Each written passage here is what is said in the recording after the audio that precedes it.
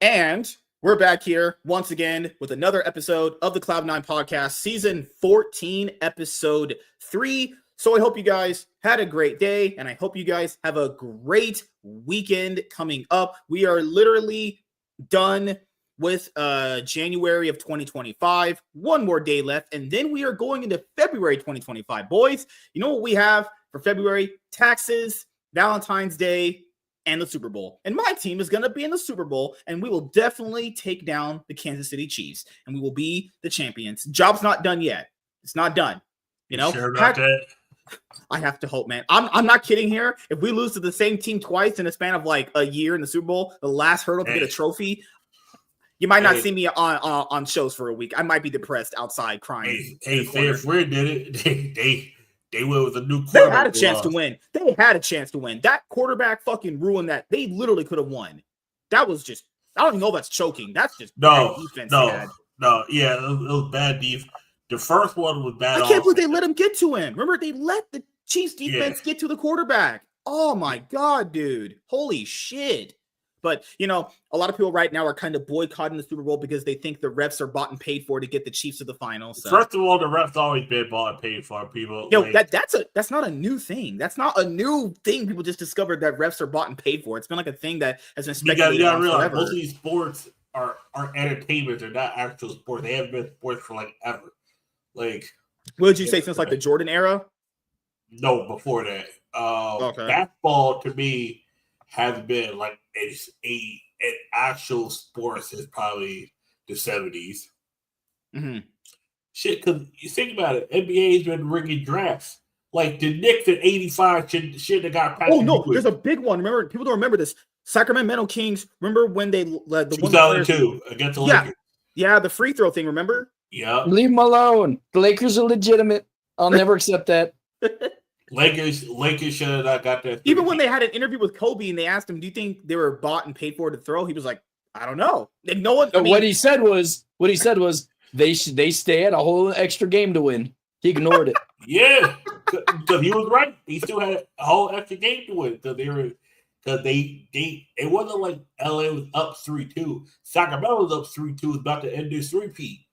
And LA won the series and then beat the brakes off New Jersey. Didn't the Pistons win 2004? Yeah, 2004. Yeah, they ended up winning. Yeah, good lord.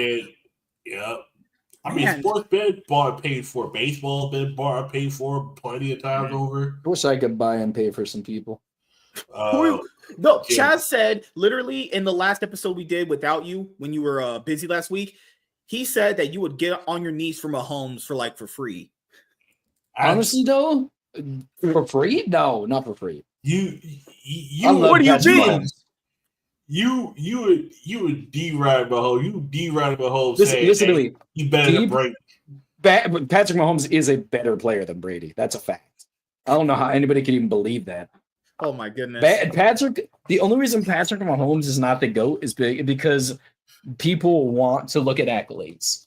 He will be the GOAT by the end of his career for sure. We actually went down Mahomes' resume since 20. He has a great resume, and all just in the last 6 years. At the time of the career, after each other's career, Mahomes is more decorated than Brady.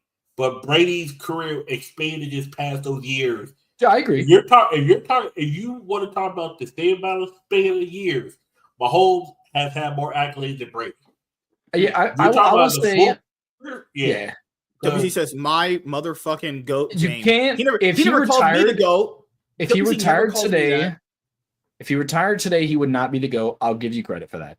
Yeah. I think there's an argument for him to be in the conversation right now, but I don't think he's the GOAT yet. Well, but I think generally the bigger impact is. It's usually when these conversations go, it's like who had the bigger impact on the league. That's usually how it goes. Bigger impact on the league is probably, considering what Kansas City has done.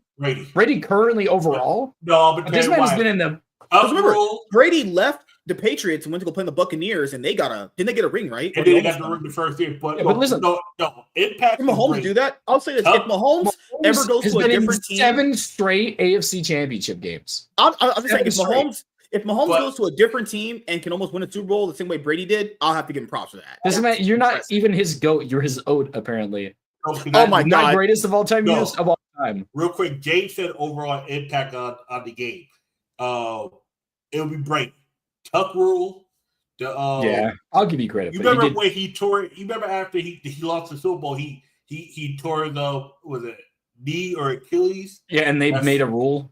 Yeah, Brady has had more rule changes. Spygate, even though that's Bill Belichick and the Patriots, that also affected Brady because like later on, when Brady was in Tampa did not want to practice outside. Because Brady said somebody could be watching them. The way people started like doing their practices, that was part of Brady as well. Like a lot of things have changed around the way teams built their offensive line or did build an offensive line, a la Colts. That's why Andrew Luck retired. The way players were drafted. Holy shit! The reason why teams with high profile wide receivers don't always win. You're better off getting a Puka Nacua or a Cooper Kupp. Oh, I love that man. Than getting a Justin Jefferson. Justin Jefferson has all the talent in the world, but he gets drafted to a shit ass team, and then you got a mid ass quarterback in Kirk Cousins. Like think about it. Who? Tell me any high drafted wide receiver the Patriots had that actually worked out. I would say. Don't worry, I'll wait. I'll give you credit. Not drafted, but they got a lot of players. Obviously, they got the white guy. What's that white guy's name? I just want to point out, James was taking a wide receiving chest cocked down his ass last night. Just saying that. I appreciate that. What's that white guy's name? Julian Edelman. Julia, they had him. They had what's his name? I'm just saying. Hernandez was drafted like third round. Gronk and they brought in what's his name? Randy Moss. Yeah, you already know who I'm talking about. I can't even remember their names right now, but they grabbed both of those people. I mean, it's not like they didn't draft good wide receivers, but we can't deny they had some. Oh yeah, no, they have some good wide receivers. Just where they're drafted. The issue with Bill Belichick is he knew how to find gems. But when he drafted players in the high rounds, he was trying to go for system players. He never went for straight athletic. He went for a player that could work in my system. The reason why he would have never drafted Randy Moss and he traded Randy Moss because Randy Moss thought he was better.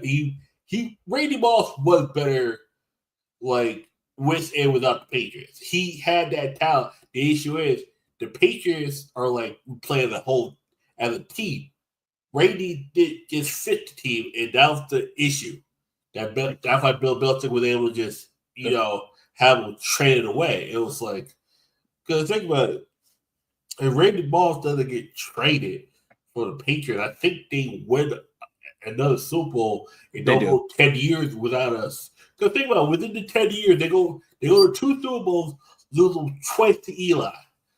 It was like good. Oh, I just want to point out. So we can chat really quickly. Oil me up, Jay Biddy. Do you agree with that? Okay. I do not. Hey, I also agree with what Walter said.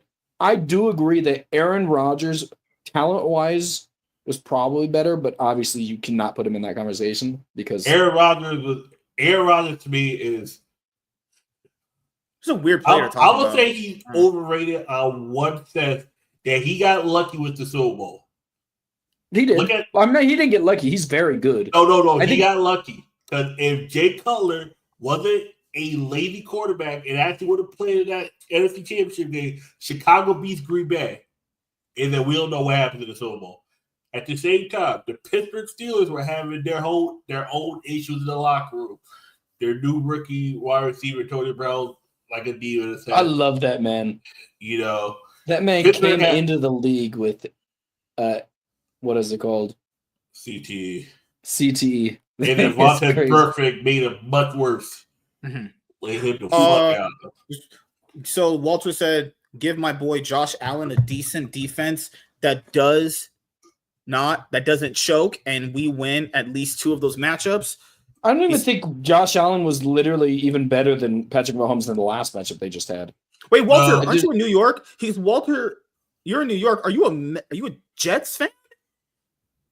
Josh Allen there's 3 teams in New York. There's 2 in New York City, aka New Jersey, and 1 that's in actual New York Buffalo. No. This had nothing to do with defense. This had to do with shit play calling and being too reliant on Josh Allen to make plays. Like, and they have James Cook. Like, what are you doing? That's the Run issue. the ball. When you only give James Cook the ball 13 times and he's carving up the defense, he's not getting like 20-yard run like Saquon, but he's out there able to get 5-7-yard runs at a time, and the defense don't have any stop him. Like, if Philly does not get Saquon the ball at least 20 times, I swear to God, at this point, I'm saying it's rare that I might never watch Super Bowl again. If Philly's like, oh, push tush was motherfucking give that ball to Saquon. Motherfucker, don't be Russell Wilson. Give that ball to Saquon. Shit, let him be the motherfucking MVP. Dude, it's so crazy seeing people go like, man, the Buffalo Bills would have made it in. It's like, did people not see the Commanders' defense against the Eagles? That first quarter you told me you were watching literally spun around that guy and just destroyed him. They're not even tackles.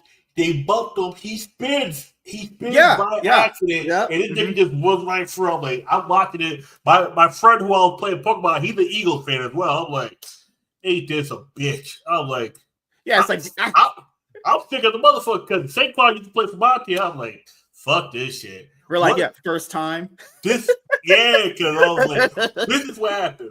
When the Eagles got to 40, I told him, the Eagles scored 50, right? He's like, no, they're not. And then what was the final score? 55-22? I was like, ain't this a bitch? I should have, man, I said the under. I didn't think Philly I knew Philly was scoring 40. These niggas scored 55. I was like, what?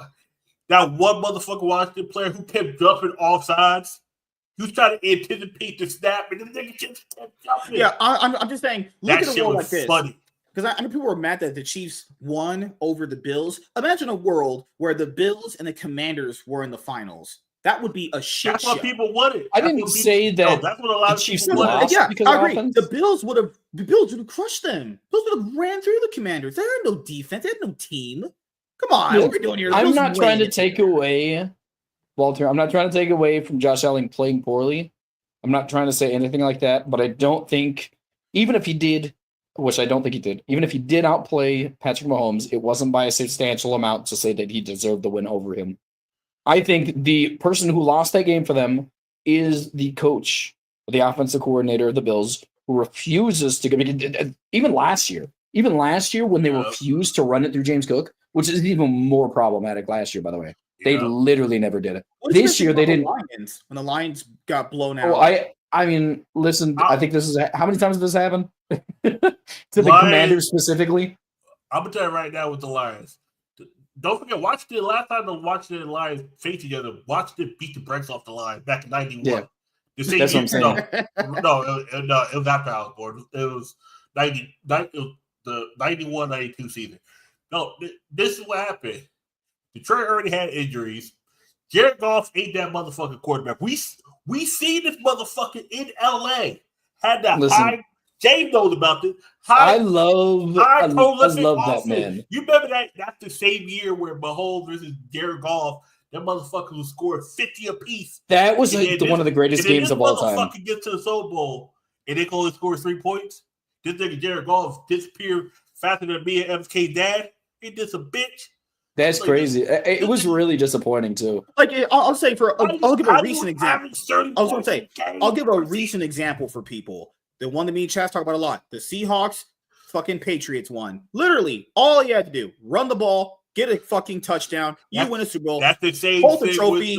You know what? Hold the trophy. Have a white girl eat your ass out afterwards. Have her blow you too. That's the same thing with the Falcons. The Falcons won too. If those weren't bought and paid for, I don't know what is bought. I don't know what else to do. Literally, I don't think the refs made the. I genuinely think the Chiefs just. This is the one time I'll say it. I think the Chiefs genuinely did outplay the Bills this time. The Chiefs outplayed the Bills. The Texans were garbage against the Chiefs. Yeah. Michael said, well, I mean, Josh also had that first down and also had the catch before Kincaid had Yeah. the first You know down. what they say, the knee man? wasn't down, and the knee crossed the line. Football's all a game of inches, and they don't got a ruler there. Everybody, why Oh, would you have? hold on. I have 9 inches, so what does that get me? Honestly, if Nothing. you have 9 inches, that could almost get you a first down if you fell down sideways. Oh shit! Wait, hold on. I had sex with Anna a few days ago. What are you talking about? Lies. Stop Lies. talking about her like that. She's about to call the cops on you. Well, I'm in America. She's in London. What's that? Yeah, what a cop okay. gonna do to me? She'll send a London person to come shank you. Yeah. Are you trying to perpetuate black on black crime? That's not even. They just do that over there. White people do that. Everybody does. Everyone, Yeah. Everyone does that crime in London. Yeah. It's just like you run the ball in, you win, and then it became this big media meltdown of like he was like, well, the coach choice. It doesn't matter, man. Like, there's no way you would consciously throw a Super Bowl literally inches. You just all to do. They didn't have to push further. They're on the fourth quarter. It was a really close game actually. You just run the ball in. You win. You literally win. They were going to win and with a touchdown. Oh, and they just threw it. He threw it. I was like, this is bought. You are bought and paid for. You are a fucking clown. Fuck that Super Bowl. Walter, I'm gonna tell you right now. This is, in my opinion, does not deserve that championship. That is a fucking throw. That is the biggest throw I've ever seen in my entire life. At the Seahawks game when they threw it. Oh. Everybody knows. The Patriots did deserve two a Super Bowl. That and the Falcons. The Falcons won. Falcons are winning. If you win the game that hard and you don't close out, your team is absolutely all you gotta trash. do is run. And guess what? Let's throw it on third down. Nigga, what? The fuck you throwing on third down? And then you're not. And then it was crazy. Tom Brady's the one that got them in that position in that Falcons game, and he got all the credit that they won. Even he wasn't the one that scored the points. Walter, I want to say I'm not trying to discredit Josh Allen. There's an argument for him to be the second best quarterback in the league this year. Best quarterback in the league. Lamar Jackson was the first, I think. But I'm clipping this and sending it to her. No, don't do that. Don't do that. Actually, because she might like it and she might message me hot stuff later on. So listen, you need to. John Boy's media breakdown. They had the first down, and he looks like he had it from multiple angles. I guess that's true. Let me sum it up like this for you, James. The Bills averaged 28 points in the playoffs and have only been to 2 AFC championships. Burrow, who's considered the only guy that can beat the Chiefs, has never scored over 27. The Bills have forced 6 points in 4 games against the Chiefs. The Bengals and Ravens forced 4 punts in just 1 game. Oh, sorry, 6 punts earlier. Okay. Good Lord, man. No, I'm not. I mean, listen, I think Josh Allen is a better quarterback than Joe Burrow, in my opinion. I think, and like, I do think there's an argument to be made that he's better than Lamar Jackson, but he didn't do it this year. But yeah, I also think that's the thing too. When it comes to sports, is like people just usually look at championships, and I'm not saying they're not valuable. I'm saying like people also should look at the aspect of where a person is on a team. Let's just realize that the best 4 quarterbacks are all in the AFC and have to face each other every year in the playoffs. Yeah. It's just you unfair. have a harder division than we do. Our division is what the fucking. I mean, our division's hard, but it's not a quarterback hard. Like the 4 best quarterbacks, in my opinion, are Patrick Mahomes, Lamar, Josh Allen, and Joe Burrow, and they're all in the same conference. Division. 2 in the same division, 4 in the same conference. It's a rough over there. So, should I talk to your dad after we beat you guys? Probably not a good idea, right? No, you should not. I don't think it's a very good idea. He told me the day the Rams lost. Can you talk to my dad and rub it in about how much he lost? It's like I'll tell you right now. Out of the top 10 quarterbacks, I'll say 6, 7 of them are AFC quarterbacks. Who are the top 5 NFC quarterbacks? Top 5. And if that's crazy, because I think the top 5 Matthew Stafford's in there, and that's crazy. Matthew Stafford's like number 5 or 4. I would say number 1 for me. NFC quarterback. I'm trying to think. Impartials, I think Lamar Jackson is well, I mean, I think NFC. The big thing is, I'm answering that, Walter. Okay. I think the big thing about saying who's going to be the MVP, just the betting odds were in Lamar Jackson's favor at the end of the year. I also think that he led in pretty much every statistical category, I believe. Yeah, he's going to win, but it's going to be one of those things where Josh Allen has an argument though. I in my opinion, I'll give it to Josh Allen. He's done more.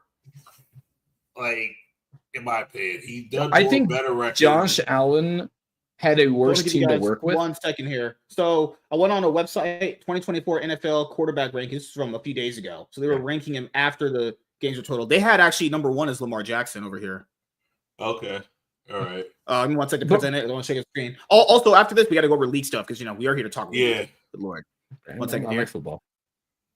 Well, football's for Lamar losers Jackson, and right. sweaty neckbeards. Okay. My top 5 are Lamar, Josh Allen. No! Jared Goff. Oh, no. See, they're going off my record. Nope, this is fake news. News. Jared Goff is fake news. Jared Goff is never good. Jared Goff is. I don't want to say Jared Goff. Jared Goff is a top 5 NFC quarterback. And Matthew Josh Allen at third. Matthew Stafford goes back to the Lions right now. They're going back to the Super Bowl. Jalen Hurts is fourth. Matthew Stafford's going back to the Super Bowl. Joe Burrow. This is crazy. Jalen Hurts is not a top 5 quarterback. Baker Mayfield 6. Baker Mayfield is the top 5 quarterback in the NFC. Yeah, not overall. Brock Purdy. Oh, Jesus. Brock Purdy? Oh, God. No, that's actually true, Michael. I'm not even going to pronounce that name. I'm not pronouncing that name. Tagovailoa. Dolphins quarterback. Oh, God. When he's healthy. That motherfucker. Jaden Daniels? That motherfucker got around slide. That nigga. They have Mahomes at 10. Crazy. That's crazy. Okay. So why should he get it this year? I don't want to abuse past precedents. I actually agree that Lamar Jackson didn't really deserve it last year, but yeah, I think he deserves it this year. I'll agree about last year. Okay.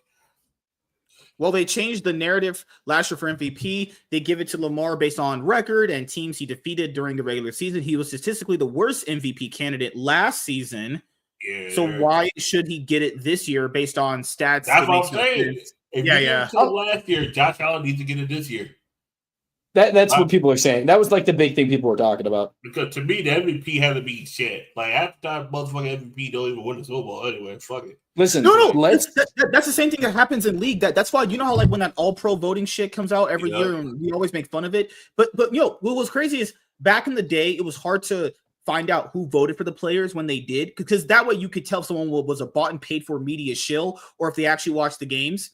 Oh my God. Remember there was Mickey, not Mickey, what's his name? Fucking hell. The Cloud9 head coach before Reaper this past. I know you're talking about Mithy just voted. Mithy, oh my goodness, voted for weirdest I thought players. 2022. You remember when they voted? He voted Chime over Core JJ. No, listen, I'm gonna tell you right now. Who's the flag with middle later? The little short dude. Oh, Quad. The new one? No. Before Quad, before Jensen and Quad, it was Jesus Christ. I remember they voted him over Abadage for a third. And then I know what you're saying. Oh, fucking hell. It was the European guy. I forgot his name. Oh God. Yeah. The one who was from the LFL. Yeah, that split the vote where Abadage missed out. And then he looked depressed the whole fucking world. Listen, I'm gonna tell you right now. You disrespect Chime in my face again, and we will have problems. When Chime came into the league, I respected that man so much. Damn it, who's the motherfucking middle laner for Black Quest in 2022 games? Yeah, like he laned here for a little bit. He came here for a little bit and then left after 1 year. He was a little short dude. He was a short guy. Yeah, I remember. It was the roster they had with Jose Diodo. He was actually very talented. I understand why they picked Michael. him up. I'm not trying to be a hater. Cooley, thank you. Yeah, I haven't talked about that guy in ages. He was actually very talented. I don't think it was better than Abadage that split though. It was very close. It was very close, I'll say. So him being picked isn't bad. No, that was the worst part. They gave it to Beer. I think they had Bjergsen top. Yeah, Beer running it down that split. He was not trying. Common that they give it to legacy character players. Oh my God, there was another split. It was the last year, 2023, when we were doing the show, where they gave it to every G2 player, and I was like, have you been watching a split? They were not the best in their positions. Maybe you could debate Caps was. Like what? Like that's why I stopped caring for all, or even there's years where like Faker will be over Chovy, and it's like you watch the games. There's no way you did. There's absolutely no way you did. Or they'll have. Oh my god, I hate all pro voting. It's the dumbest thing ever because either people don't watch the games or they're bought and paid for, so fans don't go after them. Absolutely the most disgusting shit ever. Watch Faker be the best mid laner this split, and he's been pretty much. Actually, he hasn't been bad. So if he actually gets third or second team, I wouldn't be mad about that. But watch Doran get first pro this split. He's gonna probably get it because of narratives. It's like holy shit, man. I hate all pro voting. Like there was a split. I remember where Jensen was the MVP of the league back in 2016 summer. He had 20 more kills than the average person in the league. He played an absolutely amazing regular season, and they still gave it to Bjergsen. What in the world? Because kills are like statistically graping people, and it was, you just can't be the MVP. They went to CS differential. 2015 final. Yeah. Steph Curry should have got MVP. Oh, let's give it an equal dollar because he defended LeBron. That's the one MVP. That's the one MVP I will say Jensen was rough. That is crazy. That is insane. If you want to give it to Bjergsen, I would agree with that. He had a great season that year too. But Double F, what? That's crazy. He had 25 kills on average, more than the average person. He was straight up gapping people. So listen, his CS differential has always been bad. That's the big thing about Bjergsen. It wasn't even that. Someone voted someone else, so Double F got the chance to win.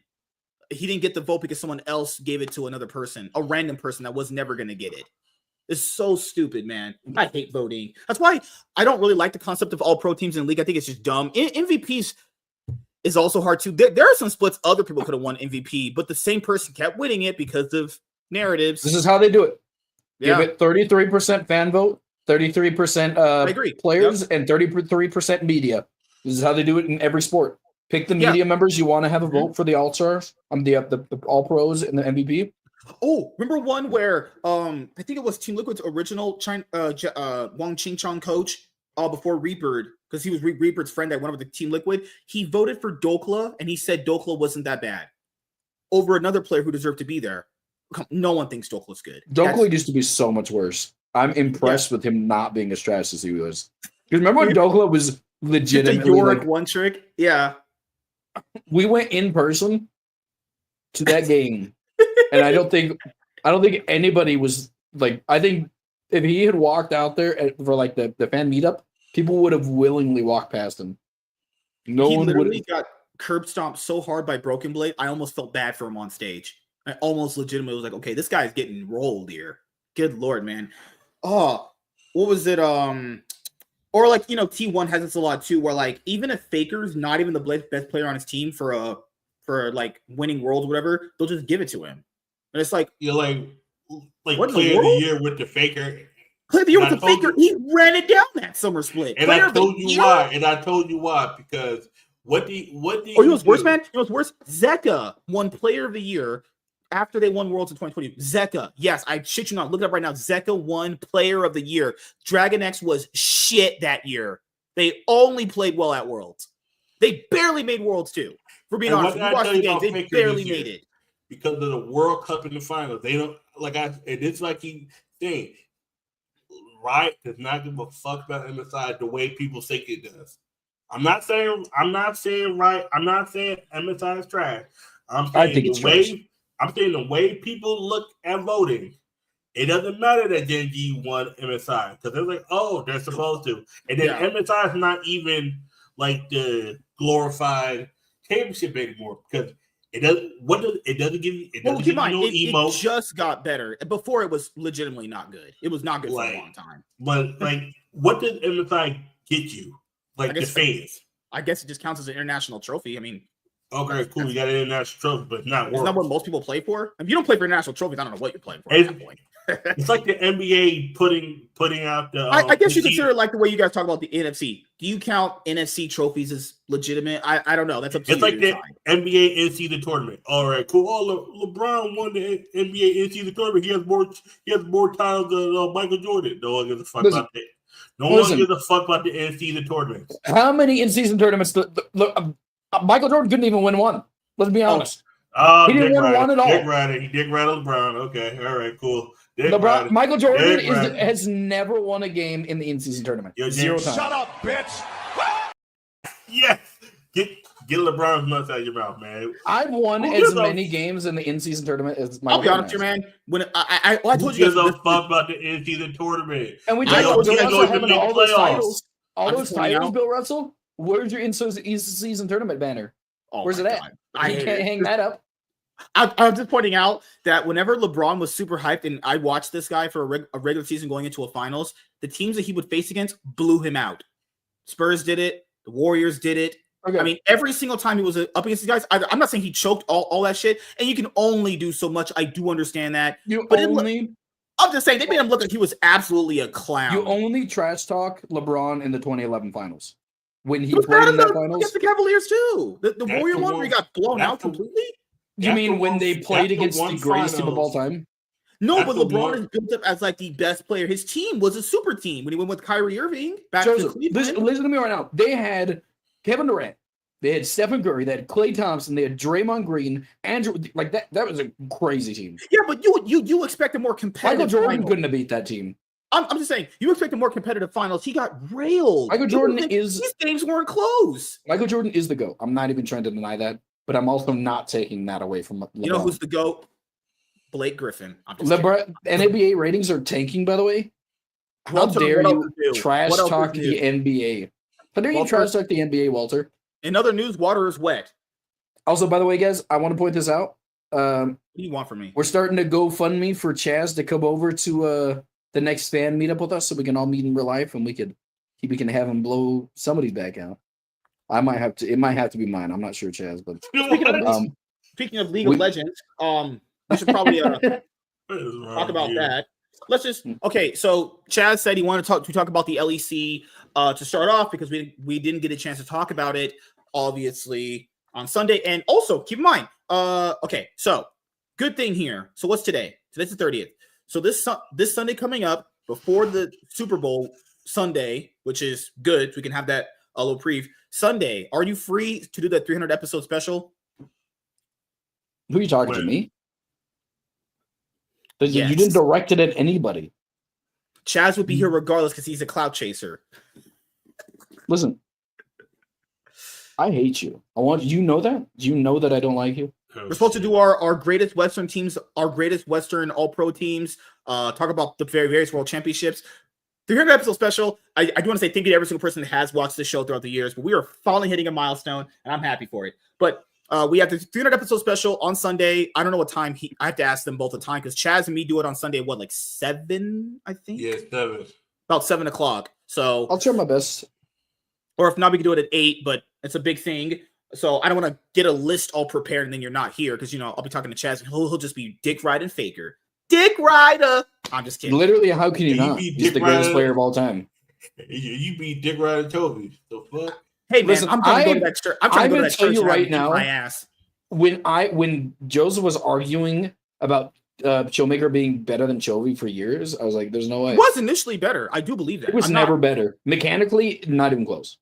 The only thing he was better at mechanically laning. No, you said laning. He was better at laning. But that's cool. That's great. I expect the top 3 pretty much to get at laning. Listen, we're talking about the best players. I said the only reason Showmaker was better at everything else beside laning. Not everything else. His late game was worse. The only thing he was better at was mid game. He never made it to late game. He would stomp people. You didn't need a late game if you win in 20 minutes. What late game do you need? Well, his team was also better at all times almost. Yeah, I'm saying you could make the argument he was better out of impacting the game harder than Chovy. There's the argument there. No, Walter. Chovy was known as just a guy that sits in lane and farms. That was literally what he was doing. He only stopped doing that like years ago, like a few years ago. He literally was. Wait, Worlds 2022, the matchup against GiantX. He farmed in lane and sat there and did nothing as his team was. I'm not going to deny that he had a imperfect, because I've always said this. Chovy is a better player than Showmaker. He always has been. But he has an imperfect view on how League works. I'll do the thing that you guys did. How many rings Chovy got? Showmaker has the one. How many you got? You got no rings? Then you got no room to talk. We're talking about. I won Worlds 2026. I won. This thing in the future now. Okay. Hey, when Genji lifts the trophy this year, you guys will all be begging to get on your knees for me. You sure about that? After they got smoked by bro? You know what? Bro, smoking on the Genji. Well, okay, I will say this right now for anyone that's watching, like you're a fan of the LCK. Chovy to me has never really had a bad game in the LCK as far as regular season performance, even sometimes playoffs. He's had a few bad final games here and there, but I've never seen him play that bad as he just did against Bro. That was legitimately bad. He was, I don't know if it was limit testing. I don't know what he was doing. Man just straight up got completely gaffed by Closer. That shouldn't be happening. Closer's okay. He's an all right player, but they got just completely rolled. For anyone making excuses out of that, you're just making excuses for what? They say, well, a lot of the Reddit comments that I went through, there was like, well, Genji was just not taking Bro seriously, and they just were just, taking a day off. It's Bro like, is they actually beat them pretty hard. Watch game one. They were legitimately beating them. Bro is making it to Worlds. I'm not even exaggerating. I'm putting it out there. They are a team full of rookies. Their talent is off the charts, and their backro's not bad. As the year improves, their macro's going to improve. Hold on, you're putting Pete in Morgan? Really? Morgan's like the only part that I'm a little. I am worried about Morgan, but Cassante is a good champion in one trick. No. The problem is Cassante is the most. I look at Cassante I look at Caitlyn. It's a champion that can make you look very good, but it's a trap champion. Morgan is bad. I'm not trying to take that away from anybody. Bro will literally be able to beat Gen G and play a close game against like DK, but they'll just drop games to bottom teams so hard. That's what young teams do. They are good at playing on high highs, but they're inconsistent because they don't have experience. Bro is going. I had experience having sex with girls. I would make a bet to make Bro would make Worlds. To be honest, you're crazy. I'm that confident. Oh, it's 4 teams. I mean, if we think Gen G, T1, and DK are going, let's just say those go. I guess their competition is what, KT? Damwon. Damwon's picking it up. No, DK. DK. Oh, did you say? Yeah, Gen G, T1. They usually always go. There's a 4th team. The LCK gets. I think there's a chance SKT just doesn't go this year. You think so? No way. You're overestimating just because of past precedents. They look worse this year. I'm just pointing out they looked bad this last summer. Yeah, they also haven't won Worlds every year of their existence. Well, actually, they haven't. Do you have to think about that? Do you have to think about that? Yeah, it's that they haven't won Worlds. Yeah, what are you saying? What I'm saying is bringing up? You could be like, oh, well, look what happened last year. Well, look what happened 5 years ago. They didn't win. Yeah. Also, when they had a completely different roster, an entire different coaching staff. Yes, they lost the best player on their second best player on their roster, or first, arguably. What's crazy? They didn't care about that either. Actually, let's talk about T1 really quickly because of the Smash situation. So I kind of touched on it on Sunday. I don't know what happened. Okay, for a lot of people who don't know this about T1, Coma specifically kind of usually does swap out players. But I want people to understand there's been times it's worked out and times it has not worked out. Now, there was 2021. Coma wasn't there. Coma was coaching Vici Gaming. So he wasn't involved in that roster swap. So I'm not blaming that one on him. So the EasyHoon one, it made sense to put in EasyHoon. EasyHoon was very, very good in 2015. He was when they played with EasyHoon, it didn't matter because they were beating people the same way. They were stomping people. It really didn't matter if you put either of them in. Figure was better mechanically and played every champion better except Azir. He only was bad at playing Azir initially. Victor too. Oh, Victor too. Yeah, EasyHoon was just a better Victor and Azir player. But it really didn't matter. Like they were just beating people no matter what mid laner they played. So that one actually worked. They did win Worlds on that one. Bangi needed to be replaced in that spring season. Man was completely giga feeding when the meta went from a meta of like tank junglers, and the meta at that time was Kindred, Graves. This is when Kindred first came out, obviously. And you had Gragas in the jungle. And you can still play Sejuani. This man couldn't play carry junglers. This was a legitimate carry jungler meta. He got swapped out for Blank when they went to that IEM, and then they basically played Blank for most of the entire year. Let's go factor in. This is why people consider Bangi overrated for that year. Bangi ran it down for 4 weeks straight before that IEM. They swapped in Blank. They played Blank the entire year. Also, keep in mind, they played Bangi against RNG. He sucked game one. Como was like, you know what? Blank, get in there. Please carry us. He did. Blank started sucking in the semifinals and the finals against Samsung Galaxy. That's when Bangi got a chance to come back in. Banky was bad in 2016. Actually, legitimately griefing games. I think everybody knows that, though. Horrible. You go back and watch one of them games. Everybody is aware of this. It was a very commonly thought and thing. Then remember Peanut? Peanut came to SKT for a little bit there. Blank would sub in for him. And Blank people knew wasn't better. He was better at playing certain champions. Coma kind of he was better at aggressive mechanical champions. Yeah, like Elise, he still has the best record in LCK on Elise, 33-0 on Elise. I don't think that's ever getting beaten anytime soon. But now you play Elise support. Fucking carry him, man. Jesus Christ, dude. So Blank would come in for Peanut. And keep in mind, SKT, despite not looking great in 2017, still made World Finals. You know, they still made it to the finals. So it's still, and also won at MSI too. They still won. I'm just saying. What else swap outs did they do? I think Doran is a massive downgrade on Zeus. Oh, well, that's not a swap. That's a swap. They swapped him out. We're talking about a player leaving. I'm talking like this is the whole point of this conversation was talking about what changes made SKT still, how they still able to make worlds. Yeah, because that's the thing is Smash is very good, and I'm not taking any credit away from him. He's played actually very great under the line of pressure that comes with playing with T1, but I don't see the real difference. I believe they said he was sick. Was that not what they said about Gumishi? I hadn't heard that. I haven't. That's what I heard, but I don't know if that wasn't confirmed, so I don't know. And I even told people initially up front, I don't think T1's been playing that bad. I think Guma looked the worst out of them initially up front because it's certain champions he's never been good at. He's never been good at Zeri. He's never been good at Kaisa, and he's never been good at Caitlyn. He's okay at, but there's a few champions he's not good at. But I wouldn't. He's good at every champion. I think that's an exaggeration. When he was, he was good at Zeri when she was good. Then they started playing her with the Zeri, Yumi after it was good. Oh, I don't think it's easy to have your champion ADC get better with Zeri. Just pointing out there. I'm just saying, I don't think Zeri's hard enough for him. I don't think he's bad. He's not. He wasn't good at like a few champions, but I don't think say throw him away. They're not throwing him away. They're literally. This is another thing. Since spring doesn't matter anymore, they literally just try people out in the spring and wait until summer split to do stuff.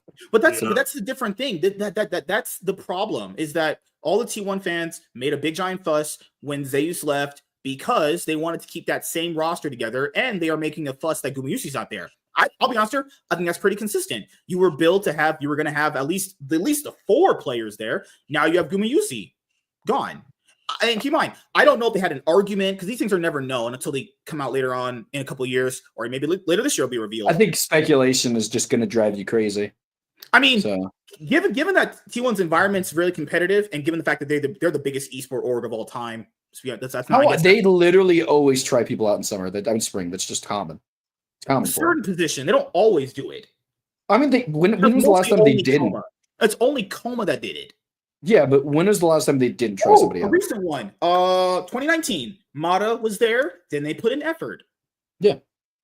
You know, we're talking. What's his name that they replaced Faker for last year? Huni, 2017, they put in that dog shit player Untara. Oh man, that was Untara is the greatest player of all time. No, dude, I love that man.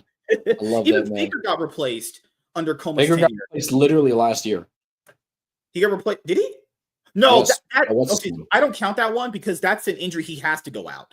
Okay, that's fine. I'm just saying that's technically fair. No, Faker did. Oh, he was replaced for Pyrian. He was Closer doesn't count that year because that was not Coma coaching, and he was replaced with it was really just Pyrian.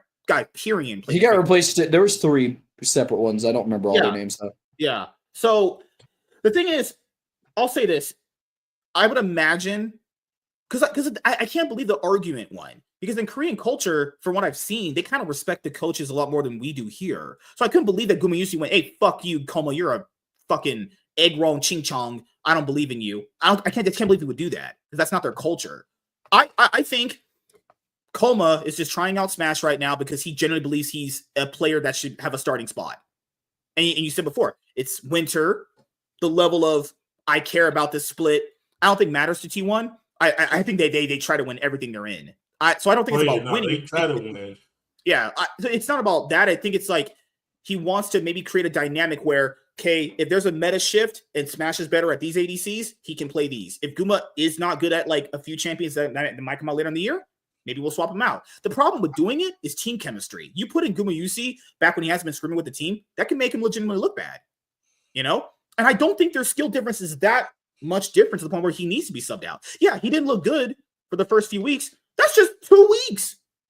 This is 2 weeks. Are we going to throw a guy I think who probably had the best ADC performance at Worlds ever because he had 2 bad weeks in a regular season?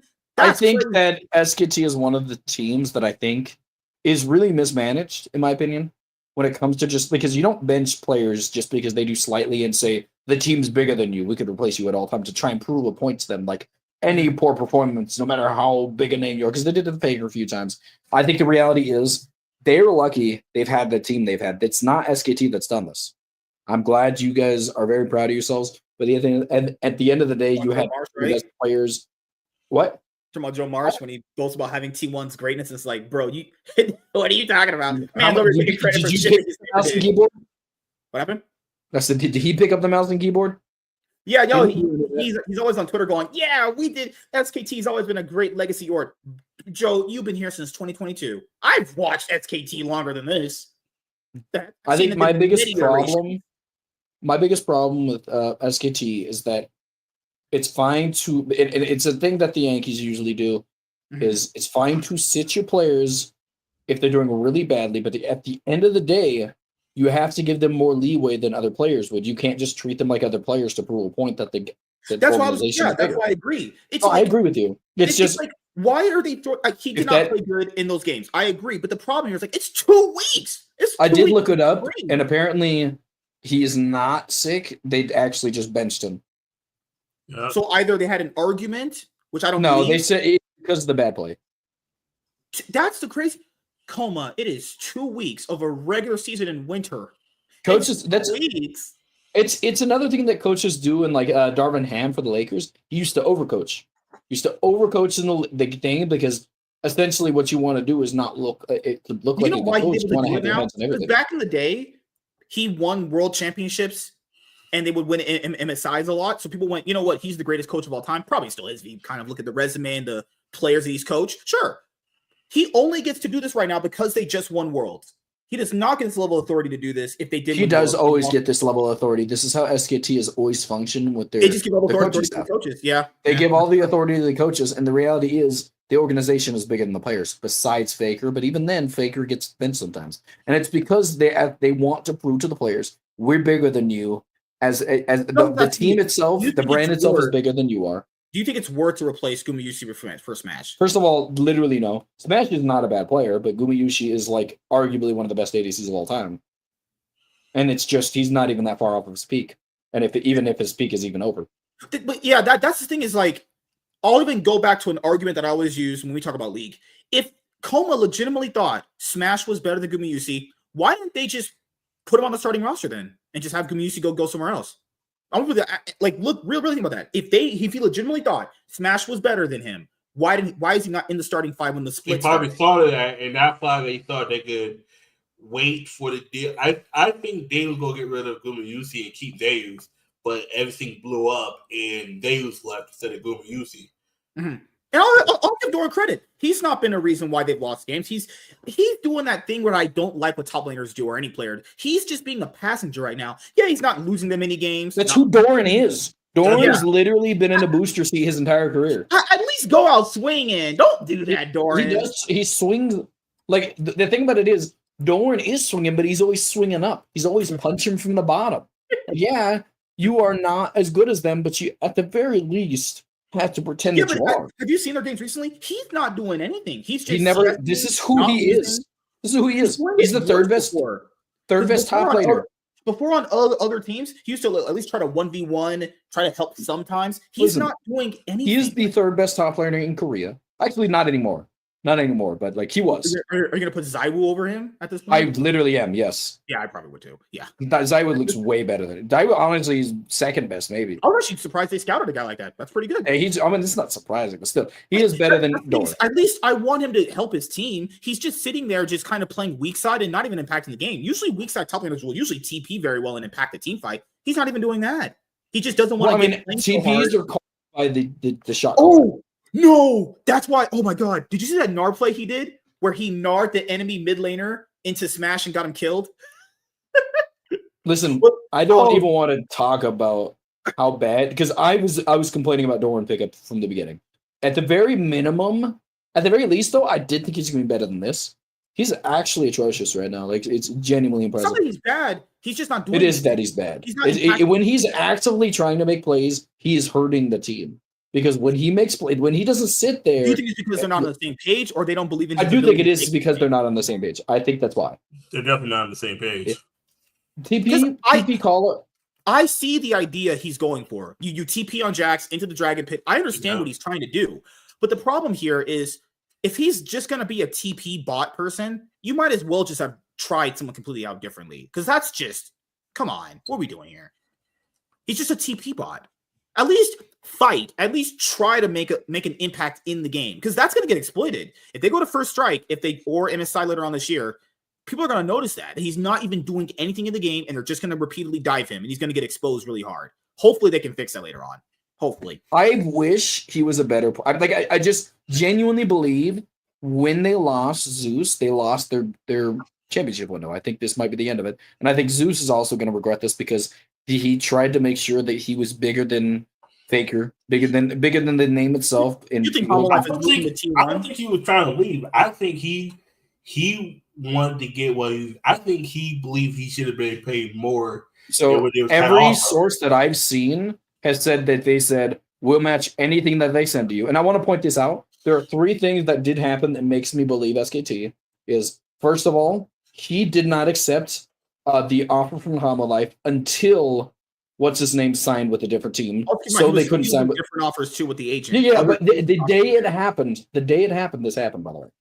The day it happened is when all this signed through. You know what that sounds like? He sounds like a girl who gets rejected on a prom night going, how dare you ever reject us? It's not even just a rejection. I understand you can do that, but I think given the context, given literally everything that has been shown, we have come to believe that the agents were not properly conveying what they wanted to do with SKT in a way to not only keep them from getting Keen, but they were trying to keep them from absolutely, because he was never going to sign. Also, what I've seen. They said, what? There's a key point. Agents do not act in the best interest of teams. Agents are supposed to, keep mind, are supposed to act in the best interest of the players they're representing. Yeah, that's but the thing. They said they were willing to offer, and they would match any offer. That's what they said. Why didn't they do that early? No, they said this before he got an offer. No, they could have did that during 2024 before they you don't know they did this, first of all. That's irrelevant because you don't know they don't know they did. Don't know that they could have did it to entice him to stay. Well, and they might have. They poach all the time. There's no way we don't know we know this. Come on. Yeah, well, your speculation. That's irrelevant to this conversation. We don't know if they did that, so we have to go based on the information that was presented.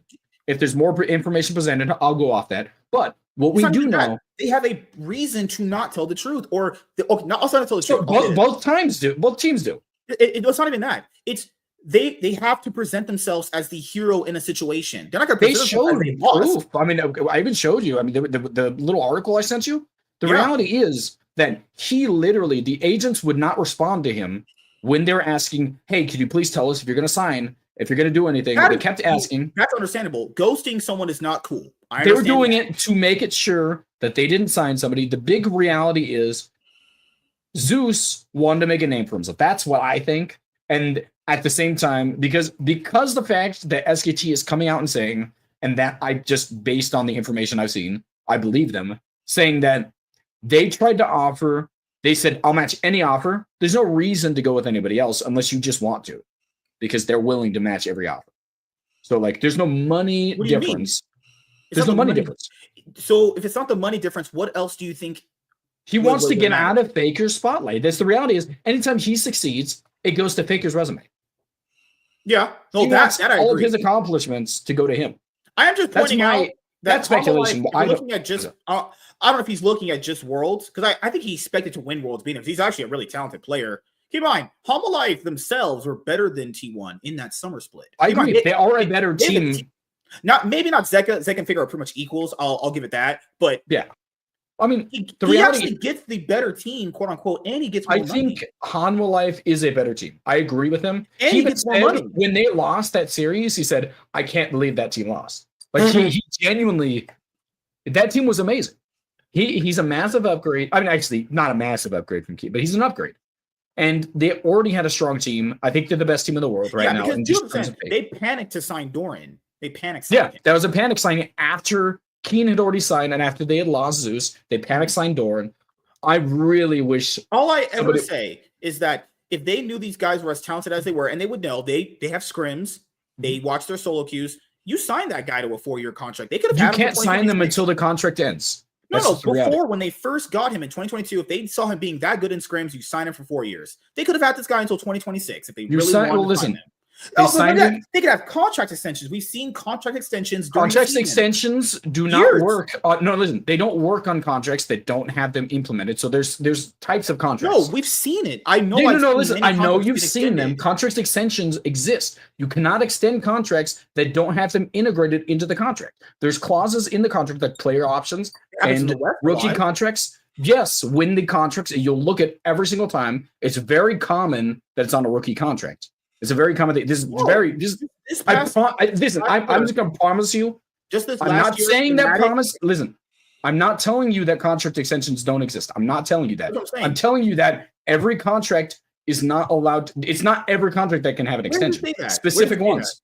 That's a literal thing. And I'm just going to tell you right now. This is a common thing in every sport. Where was that said that wasn't a thing? Where was that said? In contracts. That's just a normal thing. Literally, look at it. Last year, extended Razork and Humanoid from 2020. You just listen.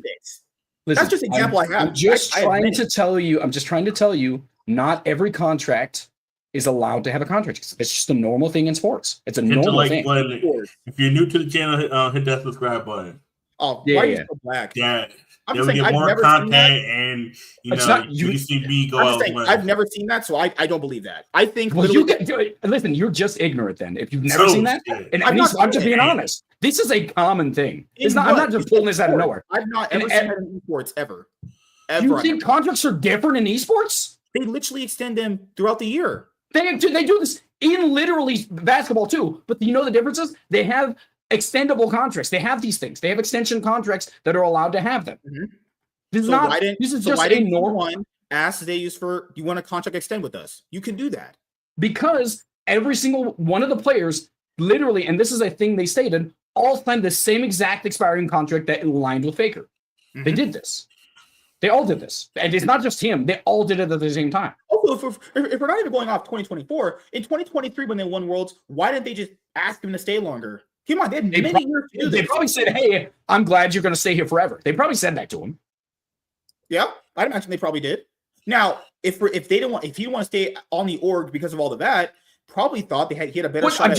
I'm trying to explain to you the contract extension that you're talking about could not have happened. It didn't extend. It wasn't. You can look up the contract if you want. Provided any proof to show that. You're just saying that. Where? It's because you don't know anything about contracts. I have to explain to you on a basic level. Where in esports do you think you can't have contracts? You said it's sports. How about this? I will find it for you because you don't know anything about contracts. Literally, you think this is you think they have a different type of contract in the Riot Games database? You can see if someone's contract got extended. You know, contracts are illegally. It's just a very, very, very used. The same concept is used in everything. It's not just any sport. Not here. What do you think is different? Tell me what's different. You tell me what's different. You said it was sports. It's different. This is. I want you to explain why the contracts negotiations are different in this sport. Literally, I'll even go with another one. Let's just use G220 with the 2020 roster. They, before Worlds, signed a contract extension to stay as a roster until 2020. Shea Gilgeous-Alexander signed a $60 million contract. I'm just telling you how contract extensions work. They do exist. Yeah. They do exist. I'm not trying to deny that. What I'm saying is they could have asked him in 2023 to extend his contract to 2026. He could have did that. When they won Worlds. I don't know what to tell you. I'm just saying, you can extend a contract in esports. You can't extend any contract that doesn't exist. How? I just gave you 3 examples of how a contract got extended. A contract can be extended. Let's just move past this. It can be extended. I didn't say they could not be extended. I didn't say that. I said there are specific contracts that can be extended. Why would it be different from the other ones? All right, I'll pull it up. I'll find one. I'll find an example for you. I want an esport one, not a traditional one, because that doesn't mean anything here. Oh, it's because you think they're different for some reason, but fine. Oh, they're not. Well, their contracts are worth more. All right, Chaz, why are you black? That's crazy. I'm also pointing out that he probably just also didn't just want to stay on T1 either. That's fine. I just don't see how. Why do you think T1 would not paint themselves in a good light? I'm not trying to say they couldn't have. I'm not trying to say they are. If they were in the wrong, they would do it. I'm not saying they couldn't have, but I'm thinking with the context they showed, which makes sense considering that he signed immediately after that Keen signed, it makes it more likely that he did it with ill will. That's what I'm thinking. But that's not a crime, why did he? Right? It's not a crime. There's no crime. He's not illegal for doing this, but I do believe he did it for that reason. And the ones that are taking the fall for this are going to be his agents because he can pass the blame off to them. And they still get paid either way. One feels slighted that they didn't get him because he wanted to go somewhere else. So he's allowed to. So that would be is that an environment thing? Is it a pressure thing? Because those are different things. Because if he feels like maybe he just didn't want to be there, that could probably be the most logical decision. But I don't know. What do you think, Chaz? Maybe he wanted to be there, but he didn't feel respected by the amount that T1 was offering. That was in the part of the negotiation too. He felt like their initial offer. He felt their initial offer was not good. That was a very clearly stated thing. The amount of money he got offered first from Homolife was not as much money as he got offered from Homolife. They were trying to lowball him. They were lowballing half that roster. Half the roster was not on great contracts for winning worlds. People get that right. Only Faker was paid well. Come on, they just won back-to-back world championships. They've been in how many world finals? Like three back-to-back. They won an Esports World Cup. They were in a lot of MSI top fours. Probably felt like he wasn't earning enough money there. It's very possible. All right. So after destroying this white guy in every conversation we have in, it's just you're ignorant. That's all it is. Yuki's there are different kinds of contracts, and there's different ways they extend people. Sometimes what they do is they'll extend you at the end of the year. They'll extend you in the middle of the season. But sometimes it's best for the players not to sign until the end of the year. See what value you get. Yeah, because like if you sign a player and then he gets bit, it's like why a lot of players bet on themselves. It's like, and then the sad part about it is, it also came into this year, the salary cap. What happened? Think about it. If there's no salary cap, I think everybody comes back. Well, I do want to point out, if you sign this contract extension, you sign for the same numbers. Amount of money. Yeah. So that's also another thing. Is that a rookie contract or is that on? That's for everything. Contracts are a percentage increase based on the base value of the contract. Yeah. That's just a normal thing. Players like Faker's contract wouldn't have got affected by that because this was a system they had made way later on after they already signed a big contract. But the big reason for this is the fact that obviously, first of all, if you're talking about him not wanting as much money as he wants, and you think, let's go off the possibility every contract can be extended. Let's just do that. He could not have got the money he wanted. On this? I don't care. He could not have got all the money he wanted. It's not possible. It's just not a possibility. $11 million. No, because contract extensions keep the same amount of money as the original contract. They will keep and increase a percentage base. That's how contract extensions work. Okay, so in that respective aspect, those can be different. So that just means that either way, a contract extension would not have worked to keep Zeus because he wouldn't have signed it.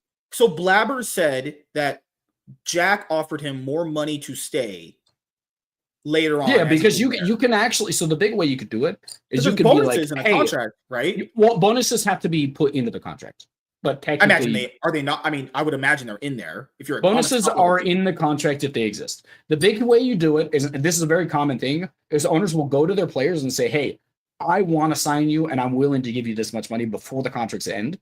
So they will extend. They will re-sign with them. Re-signing is more beneficial to players when they have something to gain. When they are not extremely they haven't improved drastically. Players like Zeus who are on their rookie contract are probably not going to want to sign an extension. Hey, come on, he won Worlds, he won. Well, yeah, that's why he didn't. That's why even if his contract could be extended, he wouldn't have done it because he thinks he gets more money by not signing and get a bigger contract. And either way, SKT could have offered that contract that he wanted. That's what they're saying. Why didn't they offer it initially up front? He didn't like the offer they got. Because you can't. They said we will match any offer you get. When he went into the free market, Yeah, that was after the offer was Ted said to him. That's why he had ghosted them, because he felt like the offer he got was not good enough for him. I didn't hear that. But I mean, that was what his agents tried to say. But the reality, they said we are willing to match any offer. So at the end of the day, their value is infinite on it. That's just what it. I mean, obviously there's a cap somewhere, but still. All right, let's go over the LEC. SK Gaming is actually just the worst team. They might actually go 0-9 in this new system. Keep in mind, fun fact, ever since they went to this winter split system back in 2023, no team has ever actually went 0-9. Even Carbon Corp managed to win a few games. I actually think SK Gaming might be the single least fun team to watch in my entire life. Yeah. There's only 2 teams that I don't like watching in the LEC. Other teams I could put up with. It's SK, and it's weirdly enough the 2 bottom teams, SK and Rogue. Rogue, literally, I can imagine a world where Larson, every time the team starts making a move, he's screaming in the mic, please stop, don't go, because he doesn't want to make proactive plays. I actually want him to be that way, but he hasn't been. So like with SK Gaming and Rogue, what's up with SK? I feel like just get Rahel a team. Rahel, I can tell, is talented. He's just stuck on an actual shitty team. Rahel should either go back to the LCK, try to get on a team there later in the year, or maybe go to the LCS, because Rahel, you don't need to be here. This is a bad team. GiantX is, keep in mind, people, they had GiantX as a top laner before and threw him away for Irrelevant, who was better. And then GiantX is amazing, back. Dude. How's this man still in the league? Did you see those runes that he built on Jace? Oh, that was criminal. Man built press the attack on Jace. I was like, all right. It's crazy how GiantX got thrown off for Irrelevant, then became irrelevant. Now he's back. How long has he been in the league, by the way? It's just too long. He was a mid laner initially back in spring 2020, and then he rolls up the top lane. Wasn't he in the league before that? No, he came in as a mid laner. Yeah, he came in as a mid laner. Am I mixing him up? There's an ADC with a similar name to him. That's what it is. Yeah. That's why I'm mixing him up. I keep forgetting. Q? Loopy. No. Loopy can't work on this team. Yeah. Like, Luon Rahel wanted to play with Loopy from what I heard, but I thought Luon was a better player. But keep in mind, last year, the reason why they were even decent is because they had Niski, and then Niski started sucking balls, so they got rid of him. They got rid of him for Reeker. I don't understand. Niski is the guy that replaced Reeker on Mad Lions when they didn't make playoffs for the first time. Reeker is unbelievably bad, and I was like, you know what? Why are they signing this guy? This guy's unbelievably trash. They're like, man, you see him in the LFL. I don't need to watch the LFL. I know this guy sucks. I watched him play. He's trash. He's actually abysmally garbage. Isma had 3 kills on Nidalee, was winning the early game against G2, and then didn't press his lead forward. This team's going 0-9. Who are they facing up against this week? They face BDS, that's a loss. Rogue, that's a loss. And they're facing up Rogue might be a win for them. They might actually go 1-8. If they lose to Rogue, they're going 0-9. I'm telling you that right now. Like, if they lose to Rogue, they're going 0-9. Garbage, man. They're not beating Rogue, actually, honestly. So the thing about it is, SK Gaming, when they were playing Vitality was just inching in them nonstop. And then all of a sudden, they just won the game. And I was like, what happened? Oh, you're right. Yeah. The thing about it is, Rogue will never int into them because they won't make a proactive play. Rogue is the weirdest team. It's the least fun team in the God. Either they play the most boring games, or they play that like they do that one game against GX where that's the only game. That was the only game they played interesting. They actually could have won that game. They actually had a very good shot at winning that, but Rogue Larson is. I mean, they lost a game where Larson died one time. Oh, there was a singular time. Remember that this past week he tried playing Silas. Larson, you are not a Silas player. So Larson's not at any like. Listen, he used to be actually pretty talented. He's just 5 years ago. He just regressed into nothing. The problem is Rogue and SK Gaming both have this problem where they don't know what to do. It's the difference. Like the difference between them and Giants Gaming or GiantX technically is that GiantX is like a player. Who expected them to be as good? Obviously, they look a lot better, and it's because obviously, first of all, they had. I will give. They do have the second. They had the second best bot lane from last year, in my opinion.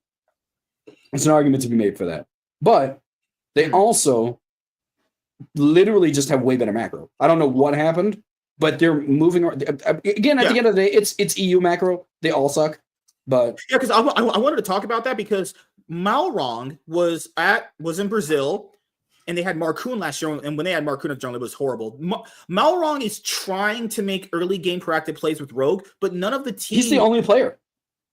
He's the only one trying anything. But Patrick is just absolutely just. Put Malrong on a different team, and I'll be happy. This man is legitimately getting first blood every game. Can Malrong be on G2? Why can't Malrong be on G2?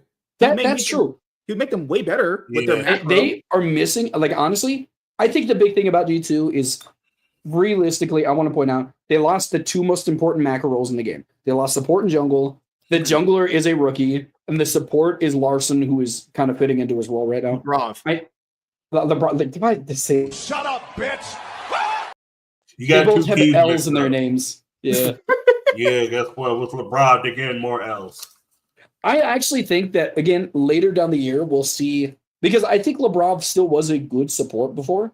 Obviously, he didn't have the highs that Mickey had. Not better than Mickey X. No, and Mickey X had the thing about it is they looked at when you see a good support, you have to realize that you're going to see them inting a lot. That's how a good support plays. To your point. I'm not saying I disagree. I'm saying I think people overrated how much he was inting. When you watch the games, the reason why he was, I'm not justifying all the games, but there was a few key games people say he was inting where he placed deep wards in a place where you could see where the enemy jungler was pathing to an objective. Not every int was because he was just doing it to say I was. The reality is, good supports will always be trying to make proactive plays, and when they fail, they die. That's how good supports play. I do a lot of those proactive plays, but I die a lot more than good players do. Oh my god! So the big thing about I think Mickey X had an off year, but I also think that's just how players like him work. That's how he's a better, like Hylissang, same concept, but way more extreme.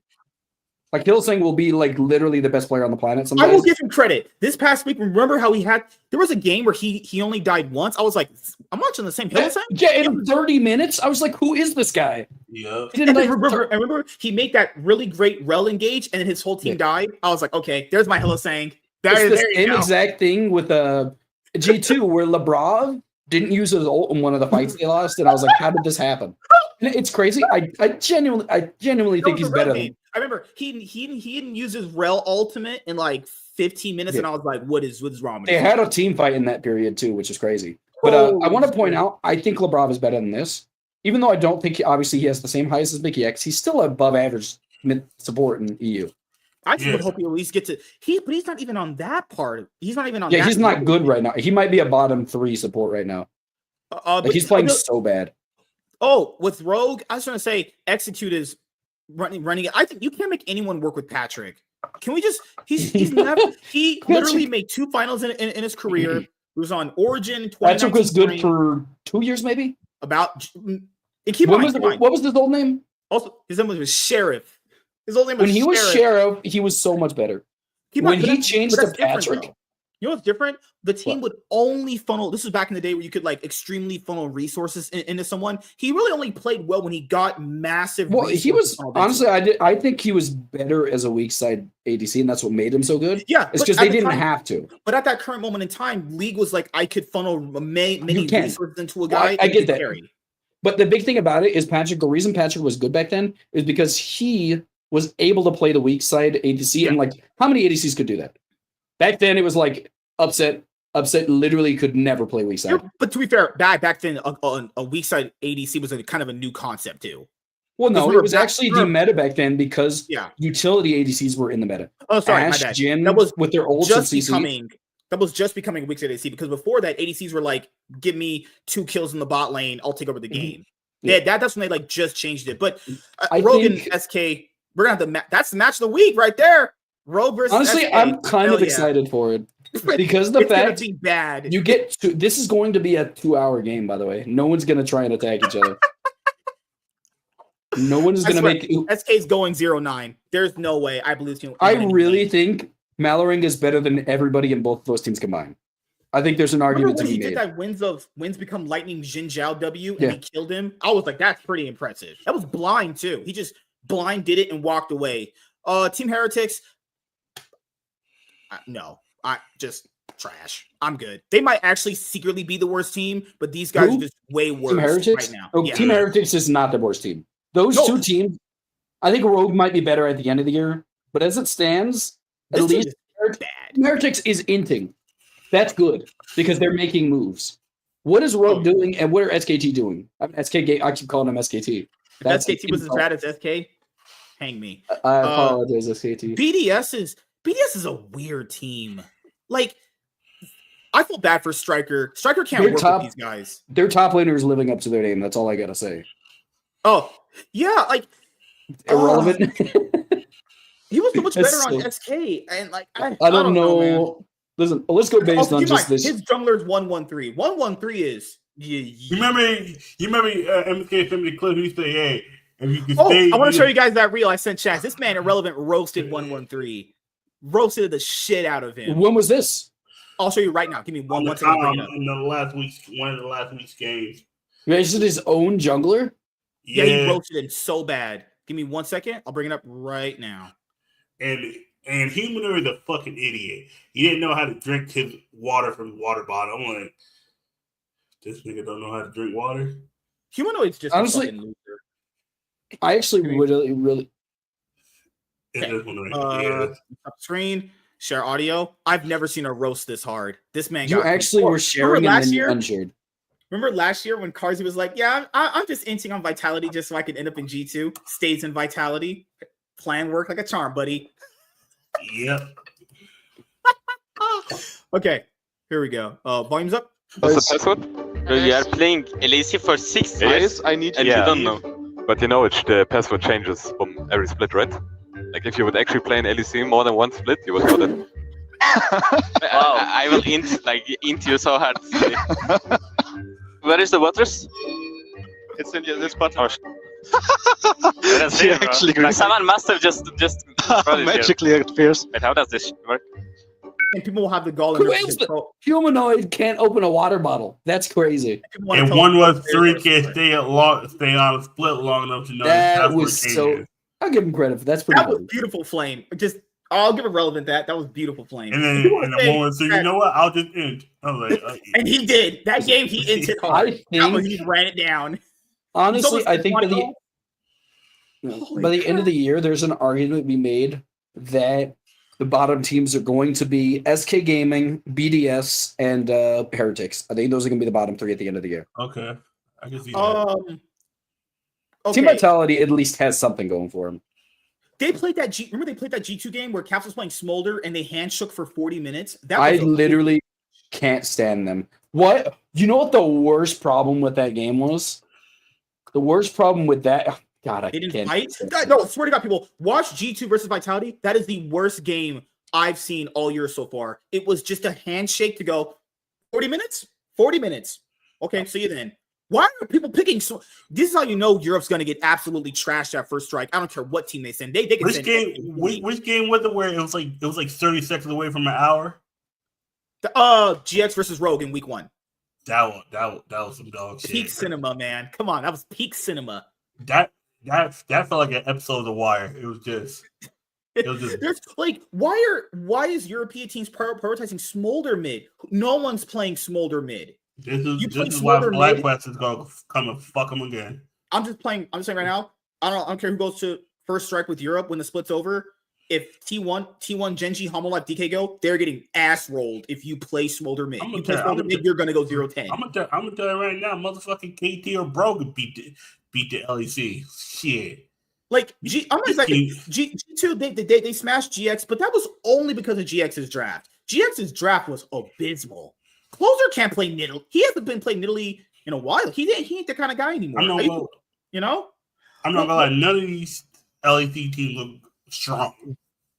So honestly, someone had asked me to go over the draft because they know like to go over draft. I'll say this: I don't initially disagree that GX's draft is bad.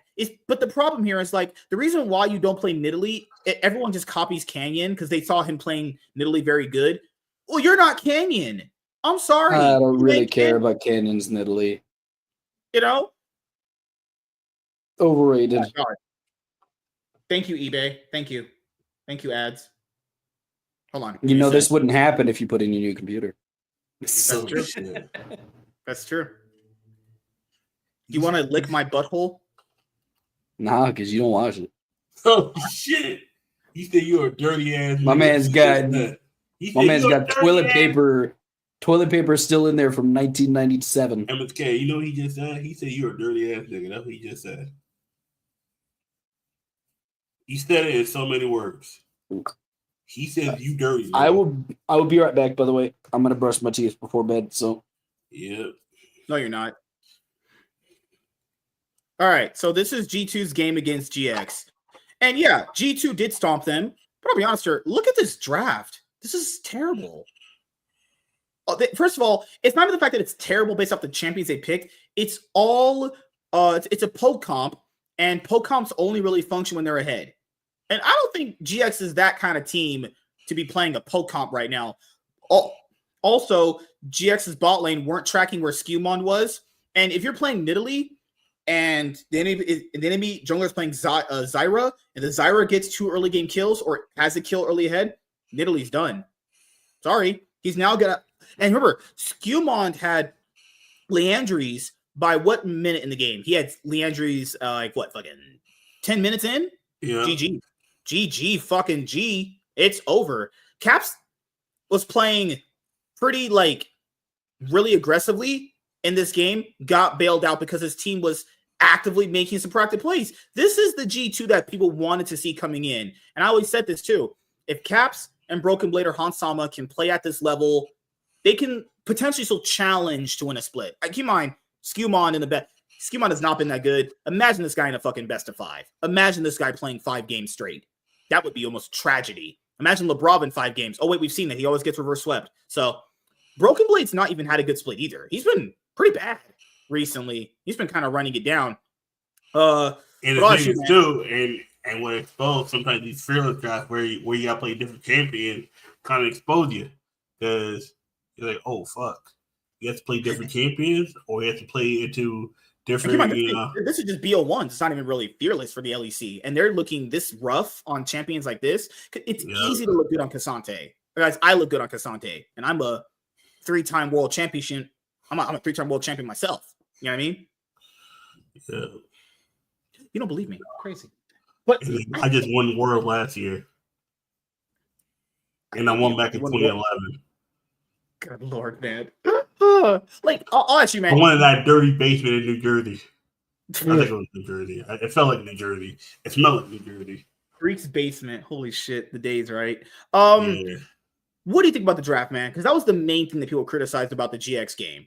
And keep in mind, I don't think the GX draft is horrible. I really don't. It's just GX draft is good. The issue is the ADC late game would have been they had a very good late game count with Jace, Smolder, and Varus. Because those are all deadly champions later on when they get their items full. The issue is this: you gave over Misfortune and Corki to people who actually know how to play them. They gave Hansama Misfortune. Yeah, that's also not good. And you gave Caps Corki, even though it's like 50-50.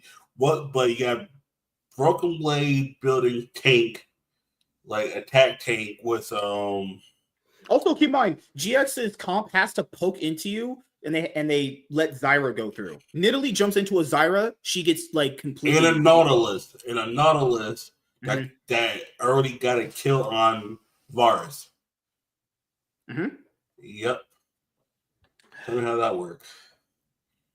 All right, so I'll give Team Vitality this. Nako, is that man trying on stage? Have you seen that guy slouch in his chair? I don't know if that guy even cared about playing. He looks bored. He looks bored. I ain't gonna lie. Team Vitality is so weird. I'm not putting any hype into them. They're just Team Vitality. They just exist in a league.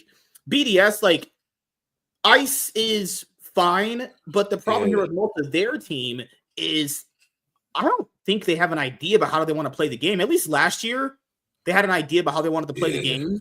But this year, they just don't know. And you have a better piece in the top lane, too, because they were right to get rid of Adam. Adam looks pretty jank right now, honestly.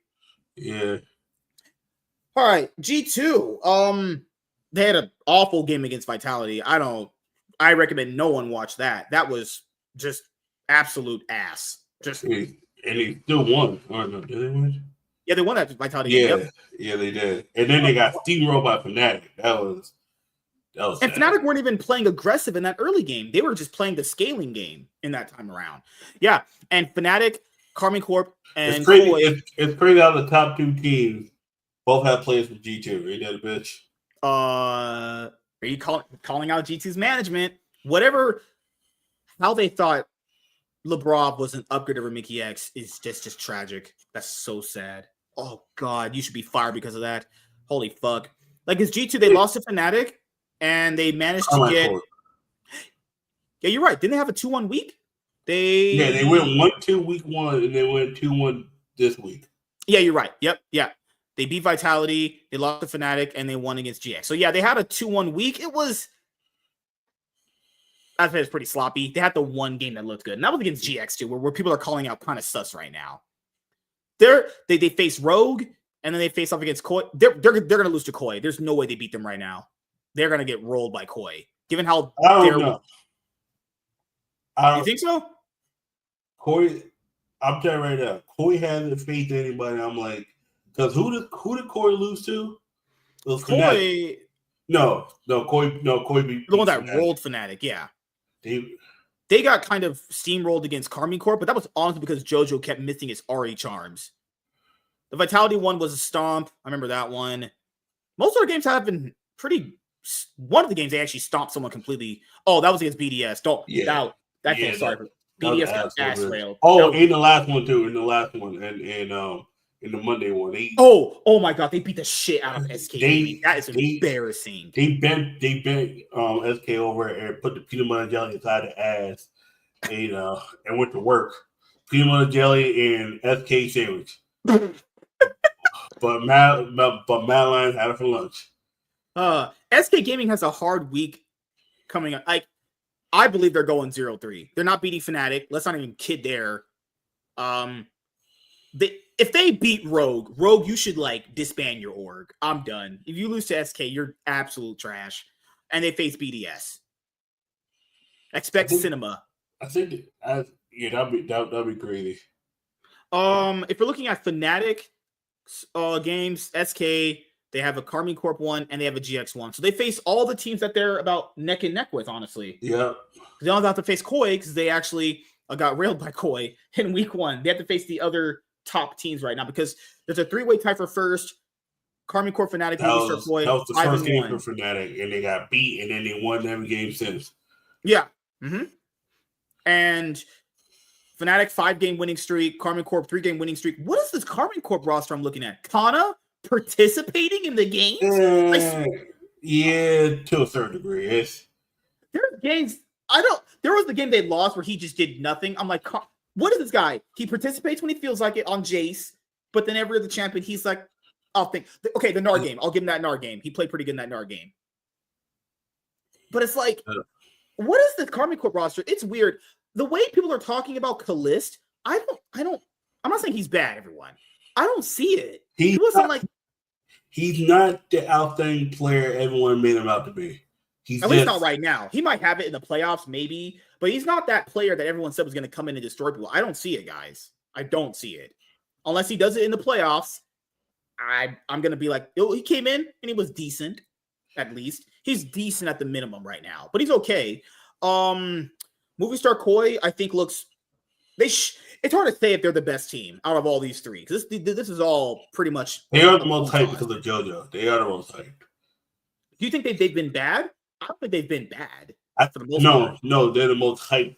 I think because of JoJo, they're the one everyone got their eye on. Because of Do you JoJo. think they win the split, given how good they look right now? I think they can. Because don't forget in the last 2 years, Mount Lion's the only other team to win a split.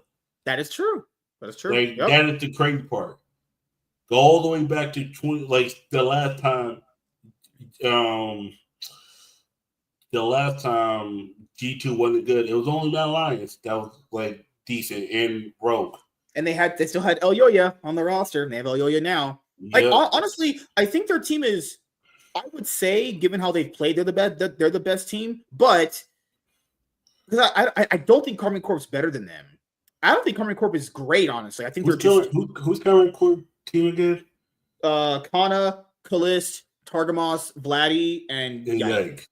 I think it's just Yike that makes them better. Yike is, I will say this right now. If you give an MVP, I would honestly give it to Yike. Yike's completely transformed them. I don't think there's the only other MVP I would say maybe who would you give it to? Like the early MVP. I would say it should be Yike for how much he's impacted Carmine Corp, and you should probably give it to Reeker because he's given me some absolute cinema games.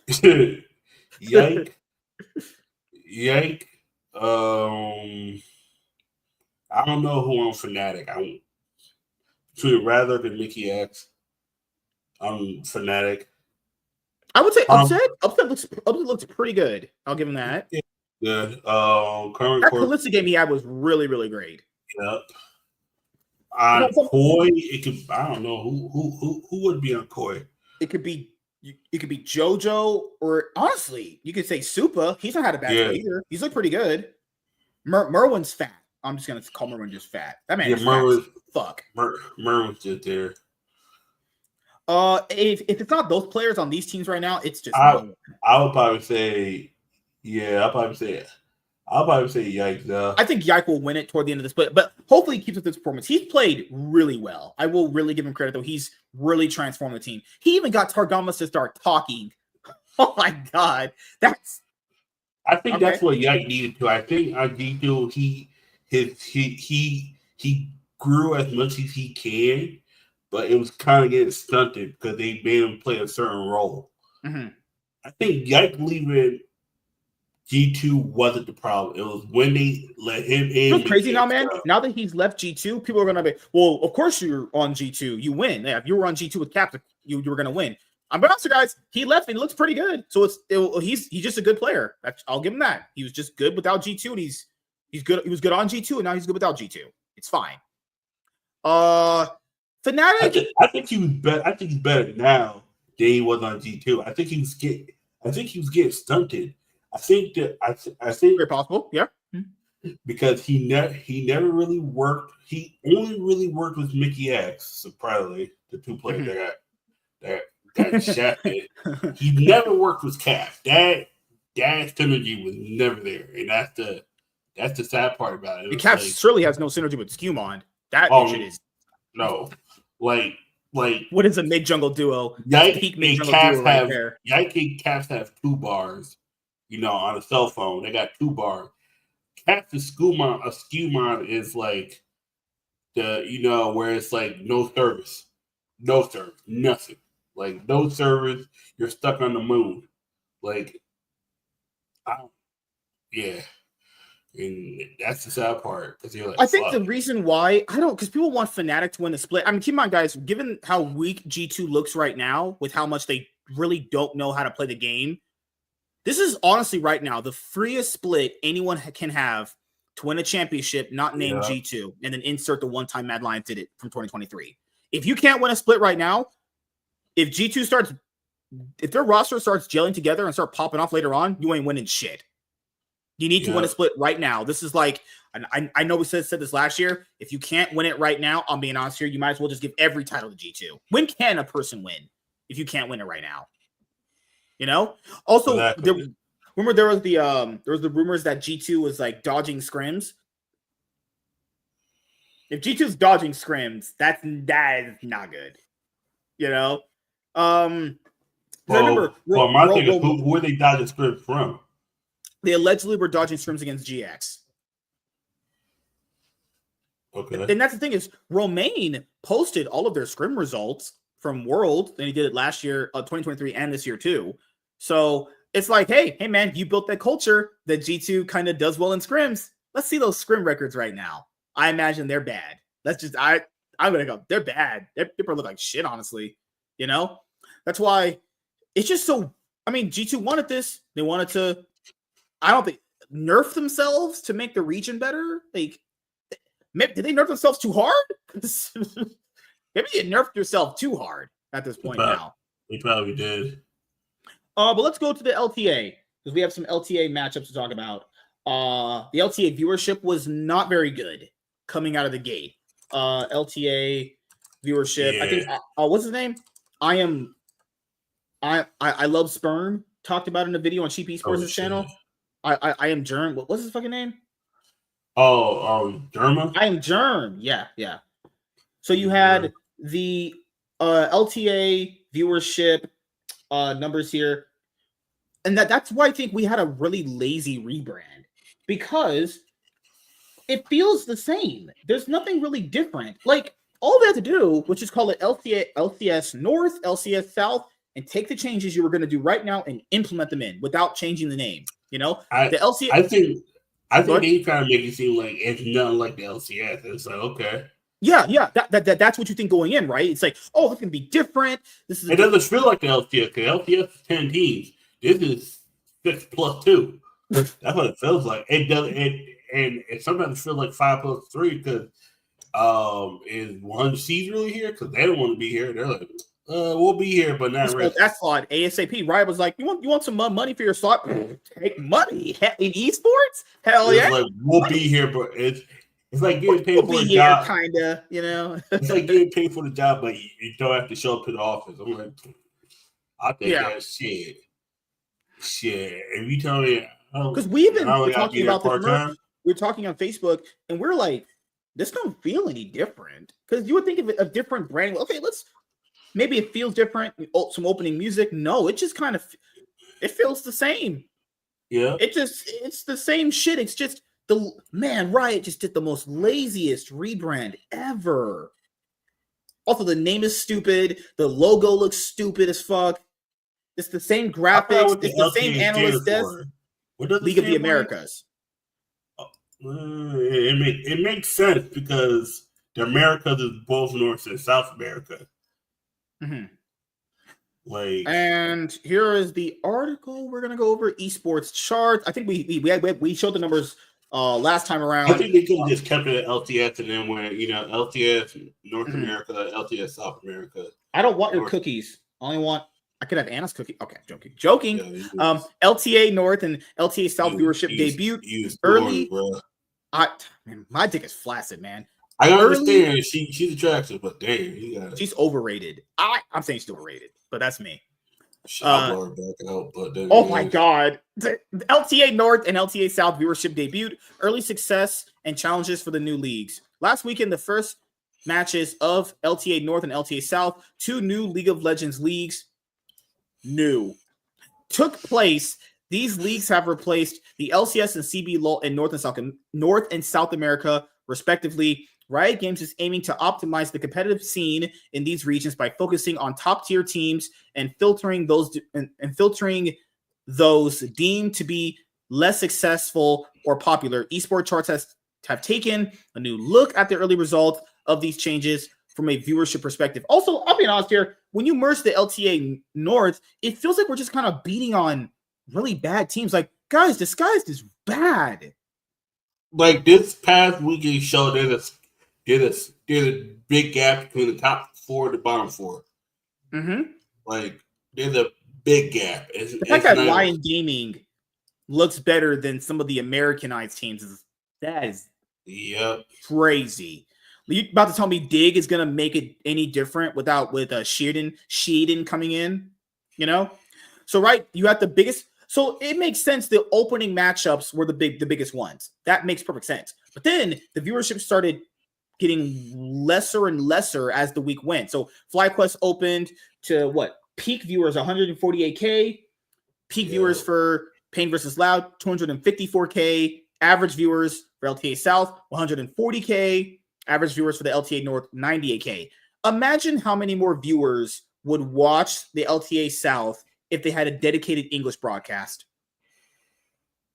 That's a crazy world to live in, is it not? If we're at LTS South has more than LTS North. That's the sad part. Yeah. Imagine if this had a dedicated English broadcast. Oh God. Oh, LCS. But the issue with the LTS North, and it gets worse this weekend. All the bad teams play on Saturday. Saturday gonna have no viewers. Fuck. All the teams that's about to get eliminated play on Saturday. Yep. The first round of LTA North 2025 Split 1 generated 720K hours watched. The average viewership across broadcast was 98K viewers with a peak of 148K. In comparison to LTA North, performed slightly better than the first weeks of LCS Spring. Yeah, keep on. If you look at the charts from last year, spring performed better than this winter because people knew about the LCS brand. People back then, the LCS is known. That's a known brand right there. You're literally changing your entire brand. You know, Cloud9 versus Lion. And I also think because the matches with Cloud9 do fairly okay. Keep in mind, there's that Spanish viewership you get a bump into now. But the 100 Thieves versus Disguise game still at 100K because 100 Thieves and Cloud9 still have a big amount of fans. So keep in mind, that's why we're doing all the work there. Also for Disguise, that's Toast's team, right? Yep, Disguise Toast's team, yeah. Also, I want to also point out this viewership is very, very disingenuous because there's multiple co-streams. Sneaky, Meteos, Disguise, Double Lift. Okay, I will dominate streaming these. No, not Disguise because he was actually in there. Sorry, yeah. Didn't Voice Critical watch games or Shopify or Ludwig? Ludwig on Twitch. They got Twitch and YouTube. Mm-hmm. That I forgot who else. There was somebody else. Because a lot of these games right here were co-streamed. Keep in mind, the LCS's viewership is literally living off of co-streams. And keep in mind, that's not the LCS's viewers. Ludwig's viewers are Ludwig's and Voice Criticals. Imagine if the LCS wasn't co-streamed. Oh my god. That shit's dead. Yeah. That shit's dead, bro. Oh no. They can only live off superficial numbers at this point. That's it. I mean, I guess you can kind of take credit for attracting them here. I guess. Kinda. But their viewership is just propped up by co-streamers at this point. That's all it is. I mean, yeah, it said Lugwing and Voice Critical. They now co-own Star Rebellion, Disguise Toast. Disguise Toast, keep in mind, might be a great streamer, but does not know how to build a competitive esport roster. Let's be honest here. You know, that roster he has looks like that. Looks like complete trash, honestly. So, also, LTA North, you know, those teams are going to get viewerships. That's just how LTA South works. Pain versus Loud is just El Asico, as we know. That was the only good series this weekend. Everything else is like snooze fest. I wish there was an English broadcast. I watched a little bit of it. It's pretty good. Man, do the CB Low broadcasters know how to make a match entertaining? Holy shit, man. Well, let's go over some of the matchups. Cloud9 is going to... Hold up. I think the matchups are... Cloud9 is going to facing FlyQuest. Yeah. Let me go to the schedule right now. And it's Team Liquid versus 100 Thieves, Dig versus DST. Dude, our teams are getting rolled. Our teams Shopify versus Lions. I think your team has a better chance than my team. Give me one. I'm not gonna lie. I think our teams are going to get railed, dude. Our team are getting absolutely railed. I think your team has a better chance to win than mine. Oh god, my team getting absolute clap. Good lord, Chaz ain't gonna be here on the show next week. He about to run. Like, hey man, I'm retired. I'm coming back next week. All right, first day. Shopify versus Lion. Nah, Lion's winning. Sorry, Lion's winning.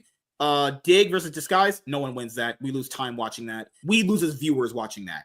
It doesn't matter who wins that game.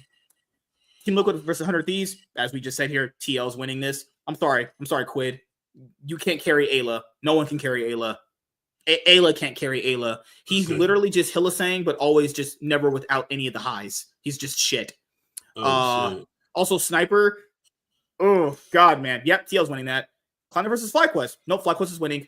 Cloud9 still show the mistakes they made last year. We saw a lot of them in the Lion Gaming's series. There was not a lot of them per se. Like, you saw there was moments there where they still were getting randomly caught out when they didn't need to, being in positions that they were not going to gain any more advantages through. TL and FlyQuest, I think, are winning these. Let's be honest here. You know?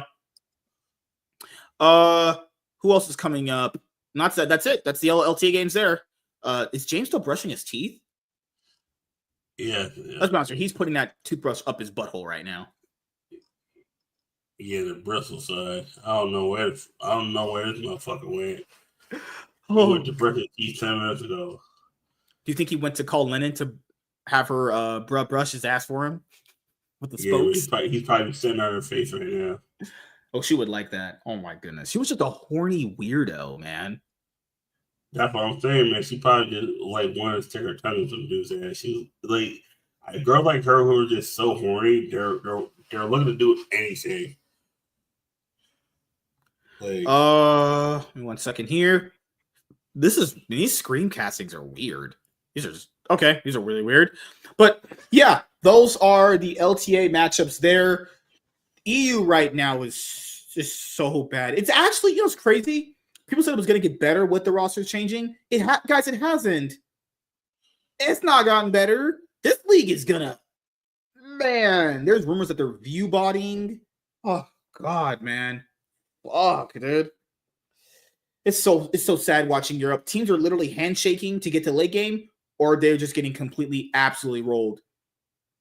Movie star Koi fisted SK Gaming so hard, it looked like they weren't even trying to live in the planet anymore. It looked like they were getting completely railed. So, yeah, we'll give James about another like 5 minutes to come back, and then if not, we'll just kind of end it here. So, yeah. Anything you want to bring up before we head out? Yeah, our team are getting rolled. Your team has somewhat of a chance left. I have no idea. I think T2 goes 2-1 this week. Hopefully 3-0. Let SK go 0-9. Drop. Isn't this crazy? This might be one of the first splits they actually don't even get top 4. I think that's good. I mean that would make sense. They haven't looked good. You know? They have been playing like a top 4 team all year. It's like, yeah. The thing is, I just can't put faith that Oscar Renan is going to be an actual champion. I don't want to live in that world. I'm not gonna lie. I think Fnatic's going to find a way to lose. I don't know. I have that same feeling too. I think it's because Oscar Renan is so unbelievably bad. There's no way you win with that guy. Yeah, no way. I truly believe it comes down to Casey and Mad Lion. Oh, before we go, Euphoria was getting roasted in the comment section for that new format change. So yeah, LEC had a lot of layoffs, and I know that's not the talent's problem. I understand that. Yeah. But the LEC tweets, hey, Euphoria is going to be a bi-weekly show, so you're only getting like 2 episodes a month, so already less episodes. They come out with an episode that's not even an hour. It's 57 minutes and they said, oh, we're just going to bring on guests each episode. They don't talk about the games. They don't talk about the games. What burnt? Nah, I ain't watching that shit anymore. I'm good. Dude, we have better episodes here with me and you. Yeah, what is that? We're doing that out of our fucking houses. We're just on a fucking glorified video call right now, you know? Exactly, and that's what they're doing. But they have a studio. They got a studio. They have all these things. Come on, to run that studio costs a lot of money. Yeah. Money. Like shit they can just be doing from their houses and then draw. I always said that too. Why can't they just have Euphoria from their houses? Less money. You don't have to turn on the studio lights. You don't have to get everyone dolled up. You don't got to do all the graphics and everything. You could just do it in your house. It's really, they were doing it during that certain virus period, that may or may not have existed for people. Yeah. That one. It's just, I don't know. I'm just so disappointed. Virus, the fact that the LCS content is better. LCS is giving you 2 podcasts, The Dive, and they're giving you Pros. Pros is pretty fucking good. I will give them that. They've really stepped up the LTA. Oh my god, LTA. Fuck. They've stepped up the content there in North America. I'll give you that. I will give you credit for that. Europe content is terrible. Actually, just straight up. Oh, yeah. Shox is out here having a dude eat some booty on the fucking desk. Yeah, eating Corky's butt. And Corky out here just feeling violent. And now Corky got to go to What HR. do you gain from moving me out of it? What do you lose from me just being muted here? Tell me. Why are you yelling at me? Because it's like, you got to be here. You got to be active. So where was you? I had to, my brother, when I walked out. You were brushing you were brushing your when I went out, I talked to my brother about Keenan's house situation, and it was a whole thing about them having way more expenses than they told me. So shit. Yeah, figure it out. That's kind of what happens when you buy a house. You get like 10 bills. It's like 20 bills. No, they didn't tell me what bills they had.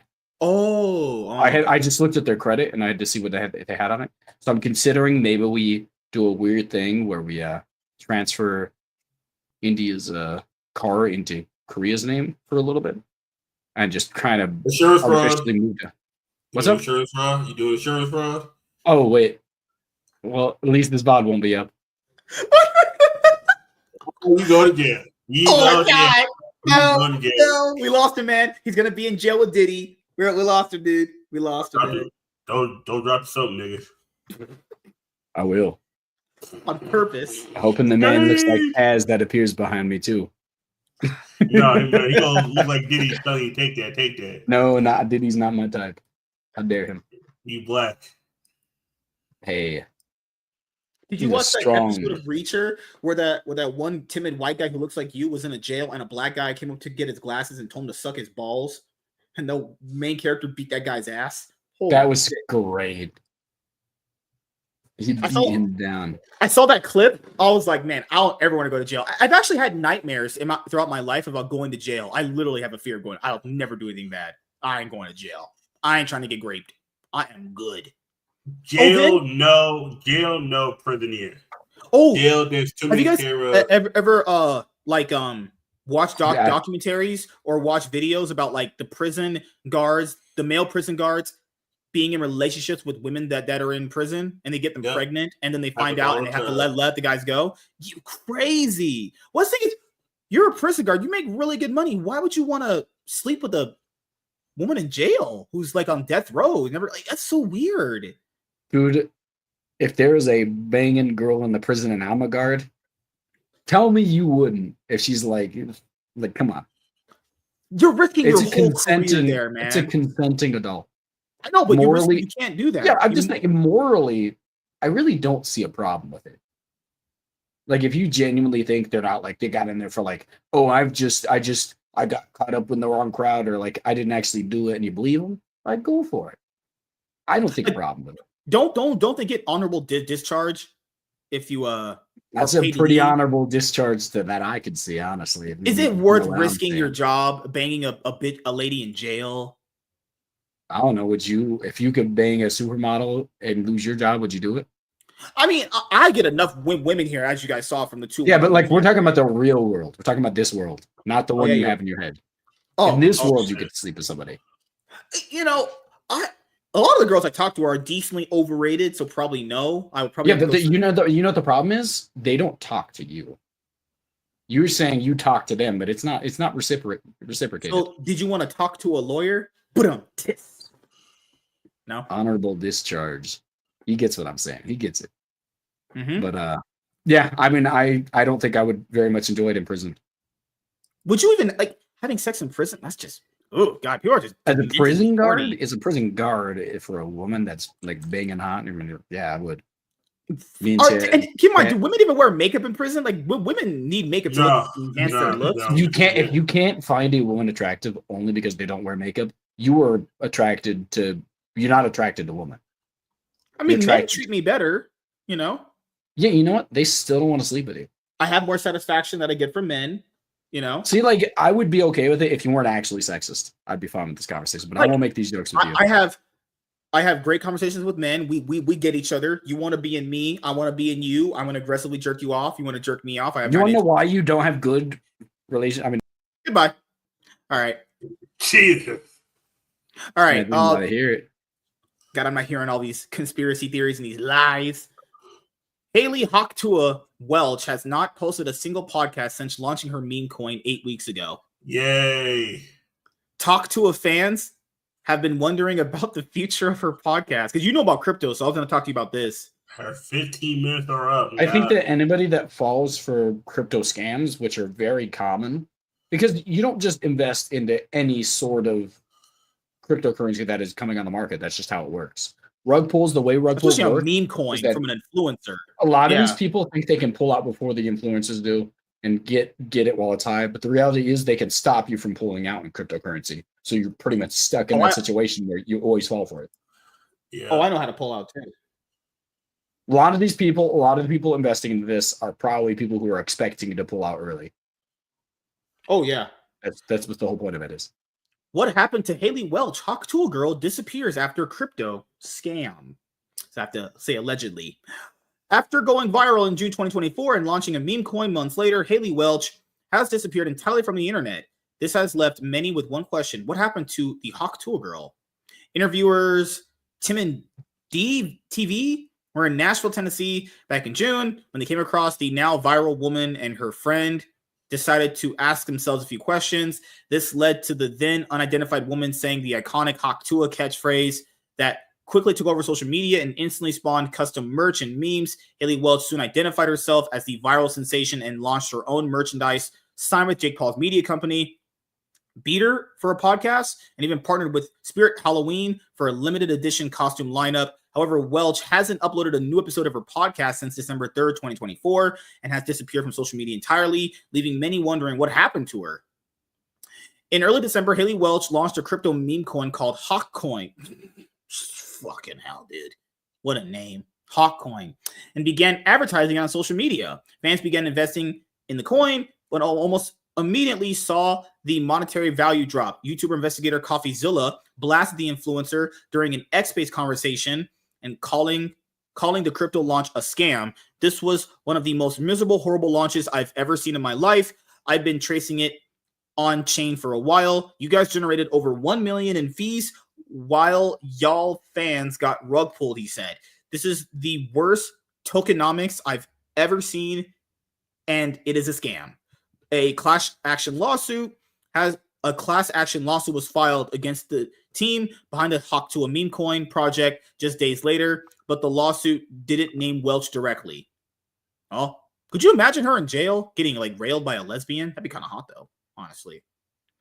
Welch remained quiet for weeks after the failed crypto launch, but finally broke her silence after the lawsuit was filed. In her post on X, Haley revealed that she was working with the legal team representing those who invested in the Hawkcoin to help them uncover the truth. How are they going to get their money back, though? They have to get their money back. It's over. They got scammed. You worthless bitch. Ever since this tweet on December 20th, Haley Welch has remained completely quiet across all social media. When are we getting a new Talk 2 episode? We're starving for more Talk 2. There's no way. There's actually fans of this lady? That's crazy. Another user asked, where the hell has the Talk 2 pod been? Your fans want answers. While it is unknown when or if Talk 2 will ever return with a new episode, a spokesperson for the influencer told Dexterdo back in December that she plans to keep pushing forward with the show after clearing up the narrative around her involvement with the crypto project. I think that she is a scapegoat. That's what I think she is. I think that she's somebody. What are you looking like that? You don't even understand how rug pulls work. Don't act like she knows either. Well, of course she wouldn't know. She's an idiot. She's a girl. You're an idiot too, man. I have a 200 IQ. What are you talking about? This girl probably got. Listen, if you ever heard her speak, she sounds like a nice enough girl, but she's not. She doesn't sound very smart, in my opinion. I could easily see one of the big things is girl from down south. They got famous for saying she sucks dick. That's what it is. I think the big thing is, if we look at it, she is not named directly in the class action lawsuit for a reason, because she's not the only one in it. I think they used her name and fame and popularity and knew that this was a limited time thing, so they put her in it, rug pulled, and obviously with her name being at the forefront of it, I could see her taking the blame without actually having really much idea of what was going on. Obviously, she could have still benefited. She still could have got money, but I don't know if that's her fault. I don't know if she did any of this. I genuinely, I'm not going to say she didn't, but I want to leave that as an option. I'm not going to go and get my pitchfork because I think ruining her life with... She's been working on this meme coin for a while. She doesn't want it. She just puts her name to it. She doesn't know how to code. She doesn't know how to do any of this. None of the stuff that is involved in creating cryptocurrency, she knows how to do. That's the crazy part. Is all the things that she didn't know, like we're talking about. Why get involved though? You know, because it's money. The reality is, she thought it was a cool idea. She's doing a lot of meme stuff. Like, just look her whole concept of being famous is a meme. Mm-hmm. She's like, let's make a meme coin.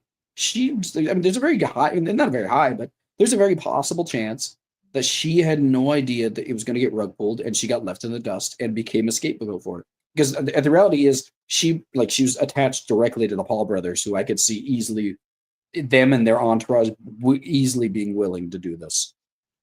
It's just that's how I feel about it. So, if I could say anything, I could say that there's a possibility she didn't know. I think anybody who says for a fact that she knew is an idiot, because you can't know. You can't know behind the scenes. There's not There's literally not enough information to really know. And a lot of people don't understand the mechanics that go behind a meme coin to actually know if there is, like, what possibly. Yeah, because I do remember the launch day. It launched, I mean, maybe within like 20 minutes, the value dropped and they pulled out.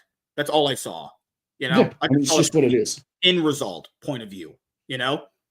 I remember the X space she was in.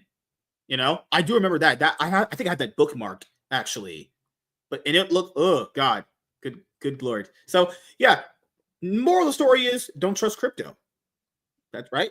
That's more the story you're going to say. No, that's not the moral of the story because there's a lot of legitimate. Let's just look at Donald Trump himself has about $10 million in Ethereum. You talk to Chaz.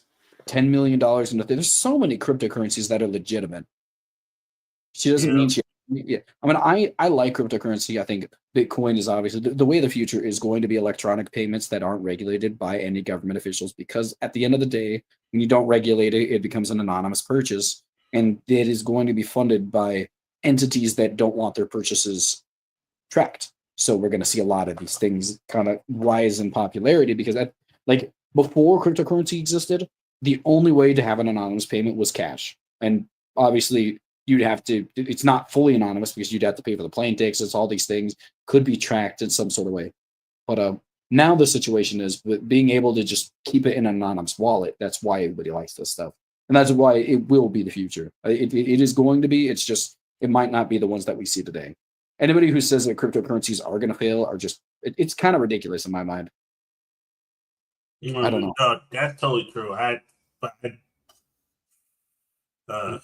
I do believe she knew more that's being let on, but she definitely wasn't like a big part of it. It was more like, oh, okay, hey, endorse this, how they do with celebrities. Endorse this. Gave her some money. She was like, all right, cool. Because most of these people don't read the contracts, and then boom, sponsor this, and then boom, she lost people money, and like James had a scapegoat, and they point right to her. Mm-hmm. Also, keep in mind, since she's the face of it, she could easily also be the biggest fall person for it too. That's the thing. People are going to be like, well, your name was attached to it. This is the one that did it. There's a very big chance she's just used as a scapegoat. And the people who are actually making bank and not getting in trouble with this were not directly attached to the project. People allowed, just think about this. People who were allowed to pull out before the coins dropped. All those investors that probably did that, because there were some, are probably the ones that were directly involved with this.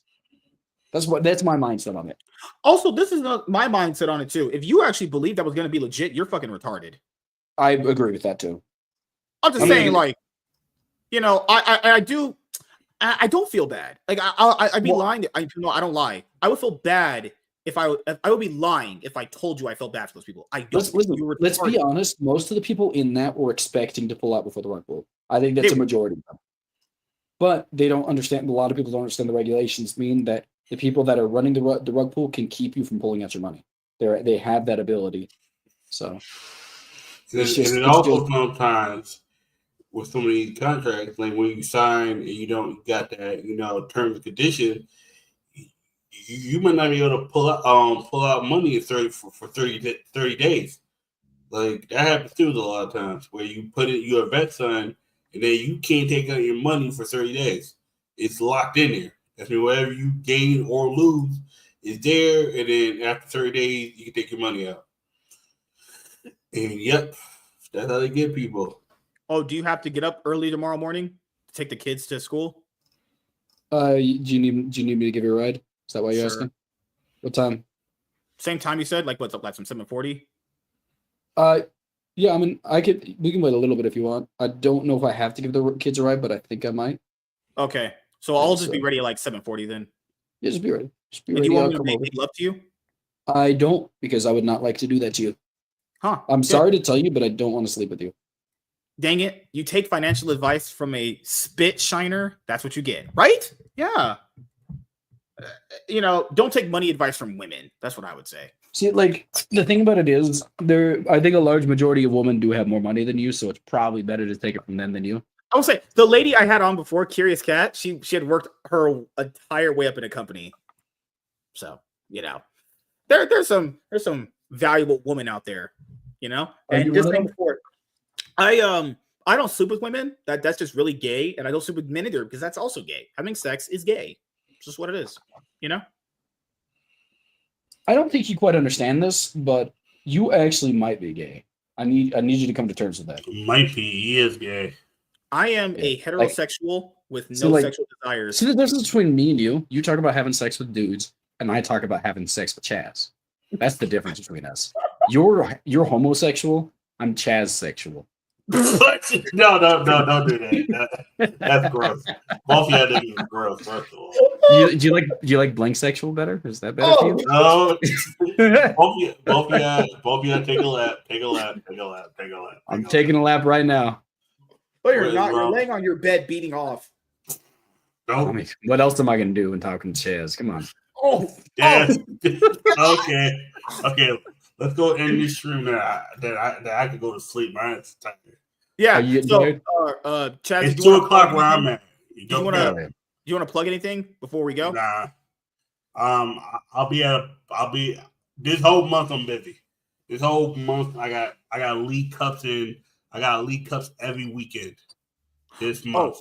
James is I'm playing a also lot of currently Pokemon. writing a script. If anyone wants to go and read it, I can download it and send it to you. Or I can just copy and paste it and just send it to you as well. Yeah. Easy. Big thing I'm looking for right now is going to be I'm not a very good script writer, but I am looking for voice actors because later down the line, hopefully I can do something with it. But right now we have a mediocre writer and just me as the voice actor, and I would like to extend from that. But obviously, Dude, we could just do a Harvey Weinstein thing. what the heck did you just say to me? We could literally get a casting couch and you could I probably shouldn't finish that as a joke. That was flawed from the ground up, just like my sex life and my dad being a part of my life as well. Maybe I'll do like a American Idol thing where I have them try out on stream and just show the bad ones and just laugh at them on stream. That'd be great, huh? Oh God. Oh, I'm gonna send you this. I'll bookmark this on Instagram and send it to Chaz. This is a Nickelodeon thing. It was Janet McCurdy talking about her getting abused by the studio. Yeah. Oh my God, Drake Bell. Oh, I'll bookmark that later on. So, yeah, go and check out our MSK shows I uploaded today and tomorrow. K-Dot 1-on-1, 7 p.m. PST. Then I got to talk to Lats Comic Fans, so that's around 7-8 p.m. PST. And then, yeah, I'm gonna end up going to a bar and having sex with a girl. That's what I'm doing this weekend. Really? No, I'm not. I'm lying on my ass. So, I know. Thank you guys for checking out this episode of the Cloud9 podcast. This Sunday coming up, we're going to try to do that 300 episode special. I already sent him the names of the players that we're going to talk about. Well, I will. I think I lost them. And we're going to go over and have a good episode time. Maybe I invite, like, maybe Selena will be here. Maybe Iron will be here. We'll have a good time. Who do you want on the show for Sunday? Who are you talking to me?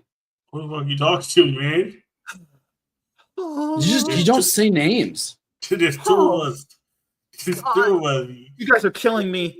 I got to do the best legal analysis. I have to carry you guys on the show. Oh my God. I don't think you would understand this. If there's 3 people in a conversation and you don't direct who you're talking to, no one knows who it is. It's like throwing up a layup to 2 people, but you don't directly point to who you're talking I about. never miss. I'm a motherfucker that don't miss. You might not miss, but I don't know Who's who the motherfucker that can't take a good shot? Damn. Okay. What was that? The fuck was that? Felt like a fat lady just fell. If a fat lady fell, it'd be more like a splash. Oh, did you see that one thing about that big girl falling? Oh my God, I should have bookmarked it. That rapper lady. Yeah. Oh my God. Or did you see that one big chick that tried to sue Lyft because her fat ass couldn't be in the car? Can I show this? I can't show that on here. Fuck. I'll show this one right here. This is one I can show. Yeah, this fat lady who's a rapper. Of course, she's black. Of course, all the check marks. That's who's suing Lyft. James, is that your kind of girl? What is wrong with you? That's not real, by the way. Also, make your burger before we go. Make a burger out of this. Oh, that's rough. I gotta go. Brioche bud. A, beef. 2, you got Damn. I had 2A, 5, and E. That's what I had. Honestly, mine's 3A, 6, and F. You want fried egg on your hamburger? Yeah, that sounds good. Mine is Really? 2B, 6E. You never had a smashed patty. That shit is delicious. Honestly, I love brioche buns. So brioche and pretzel buns. Honestly, Texas toast is so good too. Yeah, Honestly, I had everything pretzel but classic. I remember. I think. Oh my god, that tastes pretty good. I never had pretzel bun. I've had all of these. It's all right. If it's baked well, it's good. Yeah, it all depends on where it's from. Burgers that I've made were good. Turkey burger is so hit or miss. It depends. I don't on the like day. turkey patties. It depends on the day. It's not the worst thing. It's not the best thing. Burger. Yeah, I never had black beef. Black beef's not bad. It is not bad. Walter said B6EF up down BA start. Okay, he's just fucking with us. That's probably a game coded. A cheat code for GTA. That's Now, a GTA, yeah. Now in the morning, a tank's about to fall into my house. Oh shit. Okay. All right, everyone. BF up down BA.